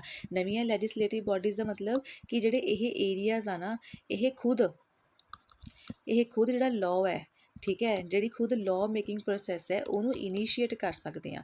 ਮਤਲਬ ਅਗਰ ਇਸ ਏਰੀਆ ਦੇ ਵਿੱਚ ਕੋਈ ਕਾਨੂੰਨ ਚਾਹੀਦਾ ਹੈ, ਇੱਥੋਂ ਦੀ ਜਿਹੜੀ ਲੈਜਿਸਲੇਟਿਵ ਕਾਉਂਸਿਲ ਹੈ ਉਹ ਕਾਨੂੰਨ ਬਣਾਊਗੀ ਅਤੇ ਉੱਥੇ ਲਾਗੂ ਹੋਊਗਾ। ਪਹਿਲਾਂ ਕੀ ਹੁੰਦਾ ਸੀ, ਪਹਿਲਾਂ ਜਿਹੜਾ ਇੱਕ ਗਵਰਨਰ ਜਨਰਲ ਆਫ ਇੰਡੀਆ ਹੁੰਦਾ ਸੀ, ਠੀਕ ਹੈ, ਉਹ ਲਾਅ ਬਣਾਉਂਦਾ ਸੀ ਅਤੇ ਉਹ ਸਾਰੇ ਏਰੀਆਜ਼ ਦੇ ਉੱਤੇ ਲਾਗੂ ਕੀਤਾ ਜਾਂਦਾ ਸੀ। ਹੁਣ ਕੀ ਹੈ, ਅਗਰ ਇਸ ਏਰੀਆ ਦੇ ਵਿੱਚ ਕੋਈ ਕਾਨੂੰਨ ਚਾਹੀਦਾ ਹੈ, ਇੱਥੋਂ ਦੀ ਬੋਡੀ ਬਣਾ ਲੂਗੀ। ਅਗਰ ਇੰਨੇ ਏਰੀਆ ਦੇ ਵਿੱਚ ਕੋਈ ਕਾਨੂੰਨ ਚਾਹੀਦਾ, ਉਹ ਇੱਥੋਂ ਦੀ ਬੋਡੀ ਬਣਾ ਲੂਗੀ। ਸੇਮ ਵੇ ਅਗਰ ਕਿਸੇ ਹੋਰ ਏਰੀਆ ਦੇ ਵਿੱਚ ਕਾਨੂੰਨ ਚਾਹੀਦਾ ਤਾਂ ਉੱਥੋਂ ਦੀ ਬੋਡੀ ਬਣਾ ਲੂਗੀ। ਤਾਂ ਇੱਦਾਂ ਕਰਕੇ ਜਿਹੜੀ ਇਹ ਪ੍ਰੋਸੈਸ ਆ ਉਹਨੂੰ ਇਨੀਸ਼ੀਏਟ ਕੀਤਾ ਗਿਆ, ਔਰ ਨਾਲ ਦੀ ਨਾਲ ਪੋਰਟਫੋਲੀਓ ਜਿਹੜਾ ਸਿਸਟਮ ਹੈ ਉਹਨੂੰ ਵੀ ਰੈਕੋਗਨਾਈਜ਼ ਕੀਤਾ ਗਿਆ। ਪੋਰਟਫੋਲੀਓ ਸਿਸਟਮ ਇੰਟਰੋਡਿਊਸ ਕੀਤਾ ਗਿਆ ਸੀ ਕੈਨਿੰਗ ਦੇ ਦੁਆਰਾ, ਅਤੇ ਇਸ ਸਿਸਟਮ ਨੂੰ ਪੋਰਟਫੋਲੀਓ ਸਿਸਟਮ ਨੂੰ ਰੈਕੋਗਨਾਈਜ਼ ਕੀਤਾ ਇਸ ਐਕਟ ਦੇ ਵਿੱਚ। ਹੁਣ ਪੋਰਟਫੋਲੀਓ ਸਿਸਟਮ ਦਾ ਮਤਲਬ ਕੀ ਹੈ ਕਿ ਜਦੋਂ ਕੋਈ ਇੱਕ ਪਰਸਨ ਇੱਕ ਤੋਂ ਜ਼ਿਆਦਾ ਡਿਪਾਰਟਮੈਂਟ ਨੂੰ ਸਾਂਭਦਾ ਹੈ, ਠੀਕ ਹੈ, ਇੱਕ ਤੋਂ ਜ਼ਿਆਦਾ ਡਿਪਾਰਟਮੈਂਟ ਦਾ ਜਿਹੜਾ ਉਹ ਕੰਟਰੋਲ ਹੈ ਉਹ ਦੇਖਦਾ ਹੈ, ਤਾਂ ਉਹਨੂੰ ਅਸੀਂ ਬੋਲਦੇ ਹਾਂ ਕਿ ਉਸ ਪਰਸਨ ਕੋਲ ਪੋਰਟਫੋਲੀਓ ਹੈ। ਕਿੰਨੇ ਡਿਪਾਰਟਮੈਂਟਸ ਦਾ, 4 ਡਿਪਾਰਟਮੈਂਟਸ ਦਾ। ਤਾਂ ਇਸ ਸਿਸਟਮ ਨੂੰ ਅਸੀਂ ਬੋਲਦੇ ਹਾਂ ਪੋਰਟਫੋਲੀਓ ਸਿਸਟਮ। ਦੈਨ ਜਿਹੜਾ ਵਾਇਸਰਾਏ ਸੀ ਉਹਨੂੰ ਪਾਵਰ ਦਿੱਤੀ ਗਈ ਕਿ ਹੁਣ ਆਰਡੀਨੈਂਸ ਹੈ ਜਿਹੜੇ ਉਹਨੂੰ ਇਸ਼ੂ ਕਰ ਸਕਦਾ। ਹੁਣ ਆਰਡੀਨੈਂਸ ਦਾ ਮਤਲਬ ਕੀ ਹੈ, ਆਰਡੀਨੈਂਸ ਮਤਲਬ ਅਧਿਆਦੇਸ਼, ਠੀਕ ਹੈ। ਜਦੋਂ ਜਿਹੜੀ ਪਾਰਲੀਮੈਂਟ ਹੈ ਉਹ ਸੈਸ਼ਨ ਦੇ ਵਿੱਚ ਨਹੀਂ ਹੁੰਦੀ, ਜਦੋਂ ਪਾਰਲੀਮੈਂਟ ਸੈਸ਼ਨ ਵਿੱਚ ਨਹੀਂ ਹੁੰਦੀ, ਅਗਰ ਉਸ ਟਾਈਮ ਦੇ ਉੱਤੇ ਕੋਈ ਲਾਅ ਬਣਾਉਣਾ ਪੈ ਜਾਵੇ, ਤਾਂ ਜਿਹੜਾ ਸਾਡੇ ਦੇਸ਼ ਦਾ ਪ੍ਰੈਜ਼ੀਡੈਂਟ ਹੈ ਨਾ, ਉਹ ਲਾਅ ਬਣਾਉਂਦਾ ਹੈ। ਤਾਂ ਜਿਹੜਾ ਉਹ ਲਾਅ ਬਣ ਕੇ ਤਿਆਰ ਹੁੰਦਾ ਉਹਨੂੰ ਅਸੀਂ ਕੀ ਬੋਲਦੇ ਹਾਂ, ਉਹਨੂੰ ਅਸੀਂ ਬੋਲਦੇ ਹਾਂ ਆਰਡੀਨੈਂਸ। ਹੁਣ ਇਹ ਆਰਡੀਨੈਂਸ ਪਾਵਰ ਜਿਹੜੀ ਅੱਜ ਦੇ ਪ੍ਰੈਜ਼ੀਡੈਂਟ ਕੋਲ ਹੈਗੀ ਹੈ, ਉਹ ਕਿੱਥੋਂ ਲਈ ਗਈ ਸੀ, ਉਹ ਇੰਡੀਅਨ ਕਾਉਂਸਿਲ ਐਕਟ 1861 ਦੇ ਵਿੱਚੋਂ ਇੰਸਪੀਰੇਸ਼ਨ ਲਈ ਗਈ ਹੈ, ਠੀਕ ਹੈ ਜੀ। ਔਰ ਉਸ ਟਾਈਮ ਦੇ ਉੱਤੇ ਜਿਹੜੀ ਇਹ ਆਰਡੀਨੈਂਸ ਇਸ਼ੂ ਕਰਨ ਦੀ ਪਾਵਰ ਸੀ ਉਹ ਕਿਸ ਕੋਲ ਸੀ, ਵਾਇਸਰਾਏ ਕੋਲ। ਔਰ ਇਸ ਟੌਪਿਕ ਦੇ ਉੱਤੇ ਵੀ UPSC ਨੇ ਕੁਐਸਚਨ ਪੁੱਛਿਆ ਹੈ ਕਿ ਜਿਹੜੀ ਆਰਡੀਨੈਂਸ ਮੇਕਿੰਗ ਪਾਵਰ ਸੀ ਉਹ ਕਿਉਂ ਦਿੱਤੀ ਗਈ ਸੀ, ਉਹ ਸੀਗੀ ਜੀ ਵਾਇਸਰਾਏ ਕੋਲ। ਉਸ ਤੋਂ ਬਾਅਦ ਹੁਣ ਗੱਲ ਕਰਦੇ ਹਾਂ ਇੰਡੀਅਨ ਕਾਉਂਸਿਲ ਐਕਟ 1892। ਇਹਦੇ ਵਿੱਚ ਕੀ ਕੀਤਾ ਗਿਆ, ਆਪਾਂ ਨੇ ਪਿਛਲੇ ਐਕਟ ਵਿੱਚ ਪੜ੍ਹਿਆ ਹੈ ਕਿ ਇੰਡੀਅਨਸ ਨੂੰ ਅਸੀਂ ਐਸੋਸੀਏਟ ਕਰਨਾ ਸ਼ੁਰੂ ਕਰਤਾ ਸੀ, ਠੀਕ ਹੈ। ਤਾਂ ਹੁਣ ਇਸ ਐਕਟ ਦੇ ਵਿੱਚ ਵੀ ਜਿਹੜੇ ਇੰਡੀਅਨਸ ਆ ਉਹ as a non official members ਆਉਣਗੇ, ਤਾਂ ਇੰਡੀਅਨਸ ਨੂੰ ਨਾਨ ਅਫੀਸ਼ੀਅਲ ਮੈਂਬਰ ਦੇ ਰੂਪ ਵਿੱਚ ਐਂਟਰ ਕਰ ਦਿੱਤਾ ਗਿਆ, ਅਤੇ ਇੰਡੀਅਨਸ ਜਿਹੜਾ ਆਪਣੇ ਕੋਲ ਨੰਬਰ ਸੀ ਉਹਨੂੰ ਵੀ ਇਨਕਰੀਜ਼ ਕੀਤਾ ਜਾਣ ਲੱਗਿਆ, ਰਾਈਟ। ਹੁਣ ਜਿਹੜੇ ਨਾਨ ਅਫੀਸ਼ੀਅਲ ਮੈਂਬਰਸ ਆ, ਚਾਹੇ ਤੁਸੀਂ ਸੈਂਟਰ ਲੈਵਲ ਦੀ ਗੱਲ ਕਰ ਲਓ, ਚਾਹੇ ਪ੍ਰੋਵਿੰਸੀਅਲ ਲੈਵਲ ਦੀ ਕਰ ਲਓ, ਦੋਨਾਂ ਲੈਵਲ ਦੇ ਉੱਤੇ ਇੰਡੀਅਨਸ ਦੀ ਜਿਹੜੀ ਆਪਣੇ ਕੋਲ ਮੈਂਬਰਸ਼ਿਪ ਹੈ ਉਹਨੂੰ ਇਨਕਰੀਜ਼ ਕੀਤਾ ਗਿਆ, ਰਾਈਟ। ਬਟ ਇਹਦੇ ਵਿੱਚ ਕੀ ਹੈ, ਜਿਹੜੀ ਅਫੀਸ਼ੀਅਲ ਮੈਜੋਰਿਟੀ ਹੈ ਨਾ ਉਹ ਮੇਨਟੇਨ ਹੈ। ਦੇਖੋ ਆਪਾਂ ਪੜ੍ਹਿਆ ਕਿ 2 ਤਰ੍ਹਾਂ ਦੇ ਮੈਂਬਰ ਹੋਣਗੇ, ਇੱਕ ਹੋਣਗੇ ਅਫੀਸ਼ੀਅਲ ਅਤੇ ਇੱਕ ਹੋਣਗੇ ਨਾਨ ਅਫੀਸ਼ੀਅਲ। ਅਫੀਸ਼ੀਅਲ ਮੈਂਬਰ ਜਿਨ੍ਹਾਂ ਕੋਲ ਗਵਰਨਮੈਂਟ ਪੋਸਟ ਹੈਗੀ ਹੈ, ਨਾਨ ਅਫੀਸ਼ੀਅਲ ਮੈਂਬਰ ਜਿਹਨਾਂ ਕੋਲ ਗਵਰਨਮੈਂਟ ਪੋਸਟ ਨਹੀਂ ਹੈਗੀ, ਠੀਕ ਹੈ। ਅਗਰ ਅਫੀਸ਼ੀਅਲ ਮੈਜੋਰਿਟੀ ਹੈ, ਇਹਦਾ ਮਤਲਬ ਅਫੀਸ਼ੀਅਲ ਮੈਂਬਰਸ ਜ਼ਿਆਦਾ ਹੈ then the non official members, ਉਹਨੂੰ ਅਸੀਂ ਕੀ ਬੋਲਦੇ ਹਾਂ, ਅਫੀਸ਼ੀਅਲ ਮੈਜੋਰਿਟੀ ਬੋਲਦੇ ਹਾਂ। ਇਸ ਐਕਟ ਦੇ ਵਿੱਚ ਬੇਸ਼ੱਕ ਜਿਹੜੇ ਨੰਬਰ ਆਫ ਪਰਸਨਸ ਆ ਇੰਡੀਅਨਸ ਆ ਐਜ਼ ਨਾਨ ਅਫੀਸ਼ੀਅਲਸ ਇਨਕਰੀਜ਼ ਤਾਂ ਕੀਤੇ ਗਏ, ਬੇਸ਼ੱਕ ਜਿਹੜੇ ਨਾਨ ਅਫੀਸ਼ੀਅਲ ਮੈਂਬਰਸ ਆ ਉਹਨਾਂ ਨੂੰ ਇਨਕਰੀਜ਼ ਤਾਂ ਕੀਤਾ ਗਿਆ, ਇੰਡੀਅਨਸ ਦੀ ਪਾਰਟਿਸਿਪੇਸ਼ਨ ਨੂੰ ਇਨਕਰੀਜ਼ ਤਾਂ ਕੀਤਾ ਗਿਆ, ਬਟ ਜਿਹੜੇ ਅਫੀਸ਼ੀਅਲ ਮੈਂਬਰ ਸੀਗੇ ਉਹ in comparison to non official member ਜ਼ਿਆਦਾ ਸੀ। ਠੀਕ ਹੈ, ਔਰ ਇਹਨੂੰ ਅਸੀਂ ਕੀ ਬੋਲਦੇ ਆ, ਅਫੀਸ਼ੀਅਲ ਮੈਜੋਰਿਟੀ ਹੈ ਜਿਹੜੀ ਉਹਨਾਂ ਨੇ ਮੇਨਟੇਨ ਰੱਖੀ ਹੈ, ਔਰ ਜ਼ਿਆਦਾ ਪਾਵਰ ਦਿੱਤੀਆਂ ਗਈਆਂ। ਜਿੰਨੀਆਂ ਵੀ ਆਪਾਂ ਲੈਜਿਸਲੇਟਿਵ ਕਾਉਂਸਲਸ ਦੀ ਗੱਲ ਕੀਤੀ ਹੈ ਉਹਨਾਂ ਨੂੰ ਪਾਵਰ ਦਿੱਤੀ ਗਈ ਹੈ ਕਿ ਉਹ ਡਿਸਕਸ ਕਰ ਸਕਦੇ ਆ, ਕੋਈ ਕੁਐਸਚਨ ਜਿਹੜੇ ਉਹ ਐਗਜ਼ੈਕਟਿਵ ਨੂੰ ਪੁੱਛ ਸਕਦੇ ਆ, ਰਾਈਟ। ਹੁਣ ਜਿਹੜੀ ਇਹ ਨੋਮੀਨੇਸ਼ਨ ਹੈ ਨਾਨ ਅਫੀਸ਼ੀਅਲ ਮੈਂਬਰਸ ਦੀ ਉਹ ਕਿੱਦਾਂ ਆਊਗੀ? ਦੇਖੋ ਜੀ, ਆਪਾਂ ਪੜ੍ਹਿਆ ਹੈ ਕਿ ਸੈਂਟਰ ਲੈਵਲ ਦੇ ਉੱਤੇ ਜਿਹੜਾ ਵਾਇਸਰਾਏ ਸੀ ਉਹ ਲੈਜਿਸਲੇਟਿਵ ਕਾਉਂਸਲ ਦੇ ਵਿੱਚ ਕੀ ਕਰੂਗਾ, ਨਾਨ ਅਫੀਸ਼ੀਅਲ ਮੈਂਬਰਸ ਨੂੰ ਨੋਮੀਨੇਟ ਕਰੂਗਾ। ਪਰ ਜਿਹੜੇ ਸੈਂਟਰ ਦੀ ਜਿਹੜੀ ਇਹਦੀ ਆਪਣੇ ਕੋਲ ਲੈਜਿਸਲੇਟਿਵ ਕਾਉਂਸਲ ਹੈ ਉਹਦੇ ਵਿੱਚ ਜਿਹੜੇ ਪਰਸਨਸ ਆਉਣਗੇ ਉਹਨੂੰ ਨੋਮੀਨੇਟ ਵਾਇਸਰਾਏ ਤਾਂ ਕਰੂਗਾ, ਬਟ ਕਿਹਦੀ ਰੈਕਮੈਂਡੇਸ਼ਨ ਤੇ ਕਰੂਗਾ? ਉਹ ਕਰੂਗਾ ਜੀ ਪ੍ਰੋਵਿੰਸ਼ਨਲ ਲੈਜਿਸਲੇਟਿਵ ਕਾਉਂਸਲ ਦੀ ਰੈਕਮੈਂਡੇਸ਼ਨ ਦੇ ਉੱਤੇ। ਪ੍ਰੋਵਿੰਸ਼ਨਲ ਲੈਜਿਸਲੇਟਿਵ ਕਾਉਂਸਲਸ ਰੈਕਮੈਂਡ ਕਰਨਗੀਆਂ ਨੇਮਸ ਟੂ ਦਾ ਵਾਇਸਰਾਏ, ਔਰ ਵਾਇਸਰਾਏ ਫਿਰ ਉਹਨਾਂ ਦੇ ਵਿੱਚੋਂ ਜਿਹੜਾ ਅਪਾਇੰਟ ਕਰੂਗਾ ਮੈਂਬਰਸ ਨੂੰ as non official members. But ਜਿਹੜੀਆਂ ਪ੍ਰੋਵਿੰਸ਼ੀਅਲ ਲੈਜਿਸਲੇਟਿਵ ਕਾਉਂਸਲਸ ਹੈ ਉਹਨਾਂ ਦੇ ਵਿੱਚ ਕਿੱਥੋਂ ਮੈਂਬਰਸ ਆਉਣਗੇ? ਇਹਨਾਂ ਦੇ ਵਿੱਚ ਜਿਹੜੇ ਮੈਂਬਰਸ ਆਉਣਗੇ ਉਹਨਾਂ ਨੂੰ ਗਵਰਨਰ ਅਪਾਇੰਟ ਕਰੂਗਾ। ਠੀਕ ਹੈ, ਔਰ ਕਿਹਦੀ ਰੈਕਮੈਂਡੇਸ਼ਨ ਦੇ ਉੱਤੇ? On the recommendation of universities, municipalities, district board and trade association. ਮੈਂ ਫੇਰ ਦੱਸ ਦਿੰਦੀ ਹਾਂ, ਜਿਹੜੀ ਵੀ ਸੈਂਟਰ ਲੈਵਲ ਦੇ ਉੱਤੇ ਲੈਜਿਸਲੇਟਿਵ ਕਾਉਂਸਲ ਹੈ ਉਹਨਾਂ ਮੈਂਬਰਸ ਨੂੰ, ਉਹਨਾਂ ਨਾਨ ਅਫੀਸ਼ੀਅਲ ਮੈਂਬਰਸ ਨੂੰ ਨੋਮੀਨੇਟ ਕੀਤਾ ਜਾਊਗਾ ਵਾਇਸਰਾਏ ਦੇ ਦੁਆਰਾ on the recommendation of provincial legislative council. But ਜਿਹੜੀਆਂ ਪ੍ਰੋਵਿੰਸ਼ੀਅਲ ਲੈਵਲ ਦੇ ਉੱਤੇ ਲੈਜਿਸਲੇਟਿਵ ਕਾਉਂਸਲਸ ਹੈ ਉਹਨਾਂ ਦੇ ਮੈਂਬਰਸ ਨੂੰ ਨੋਮੀਨੇਟ ਕੀਤਾ ਜਾਊਗਾ ਗਵਰਨਰ ਦੇ ਦੁਆਰਾ on the recommendation of universities, trade association, means as chambers etcetera. Clear? ਇਹ ਕੀਤਾ ਗਿਆ ਸੀ ਇੰਡੀਅਨ ਕੌਂਸਲ ਐਕਟ 1892 ਦੇ ਵਿੱਚ। ਫਿਰ ਆਉਂਦਾ ਜੀ ਇੰਡੀਅਨ ਕੌਂਸਲ ਐਕਟ 1909। ਅਗੇਨ ਇਹਦੇ ਵਿੱਚ ਫੋਕਸ ਹੈਗਾ ਜੀ ਕੌਂਸਲ ਦੇ ਉੱਤੇ। ਕਿਹੜੀ ਕਾਉਂਸਲ? ਆਪਾਂ ਗੱਲ ਕਰ ਰਹੇ ਹਾਂ ਲੈਜਿਸਲੇਟਿਵ ਕਾਉਂਸਲ ਦੀ। ਠੀਕ ਹੈ, ਔਰ ਇਸ ਐਕਟ ਨੂੰ ਹੋਰ ਕੀ ਬੋਲਿਆ ਜਾਂਦਾ? ਇਹਨੂੰ ਬੋਲਿਆ ਜਾਂਦਾ ਮੋਰਲੇ ਮਿੰਟੋ ਰਿਫਾਰਮਸ।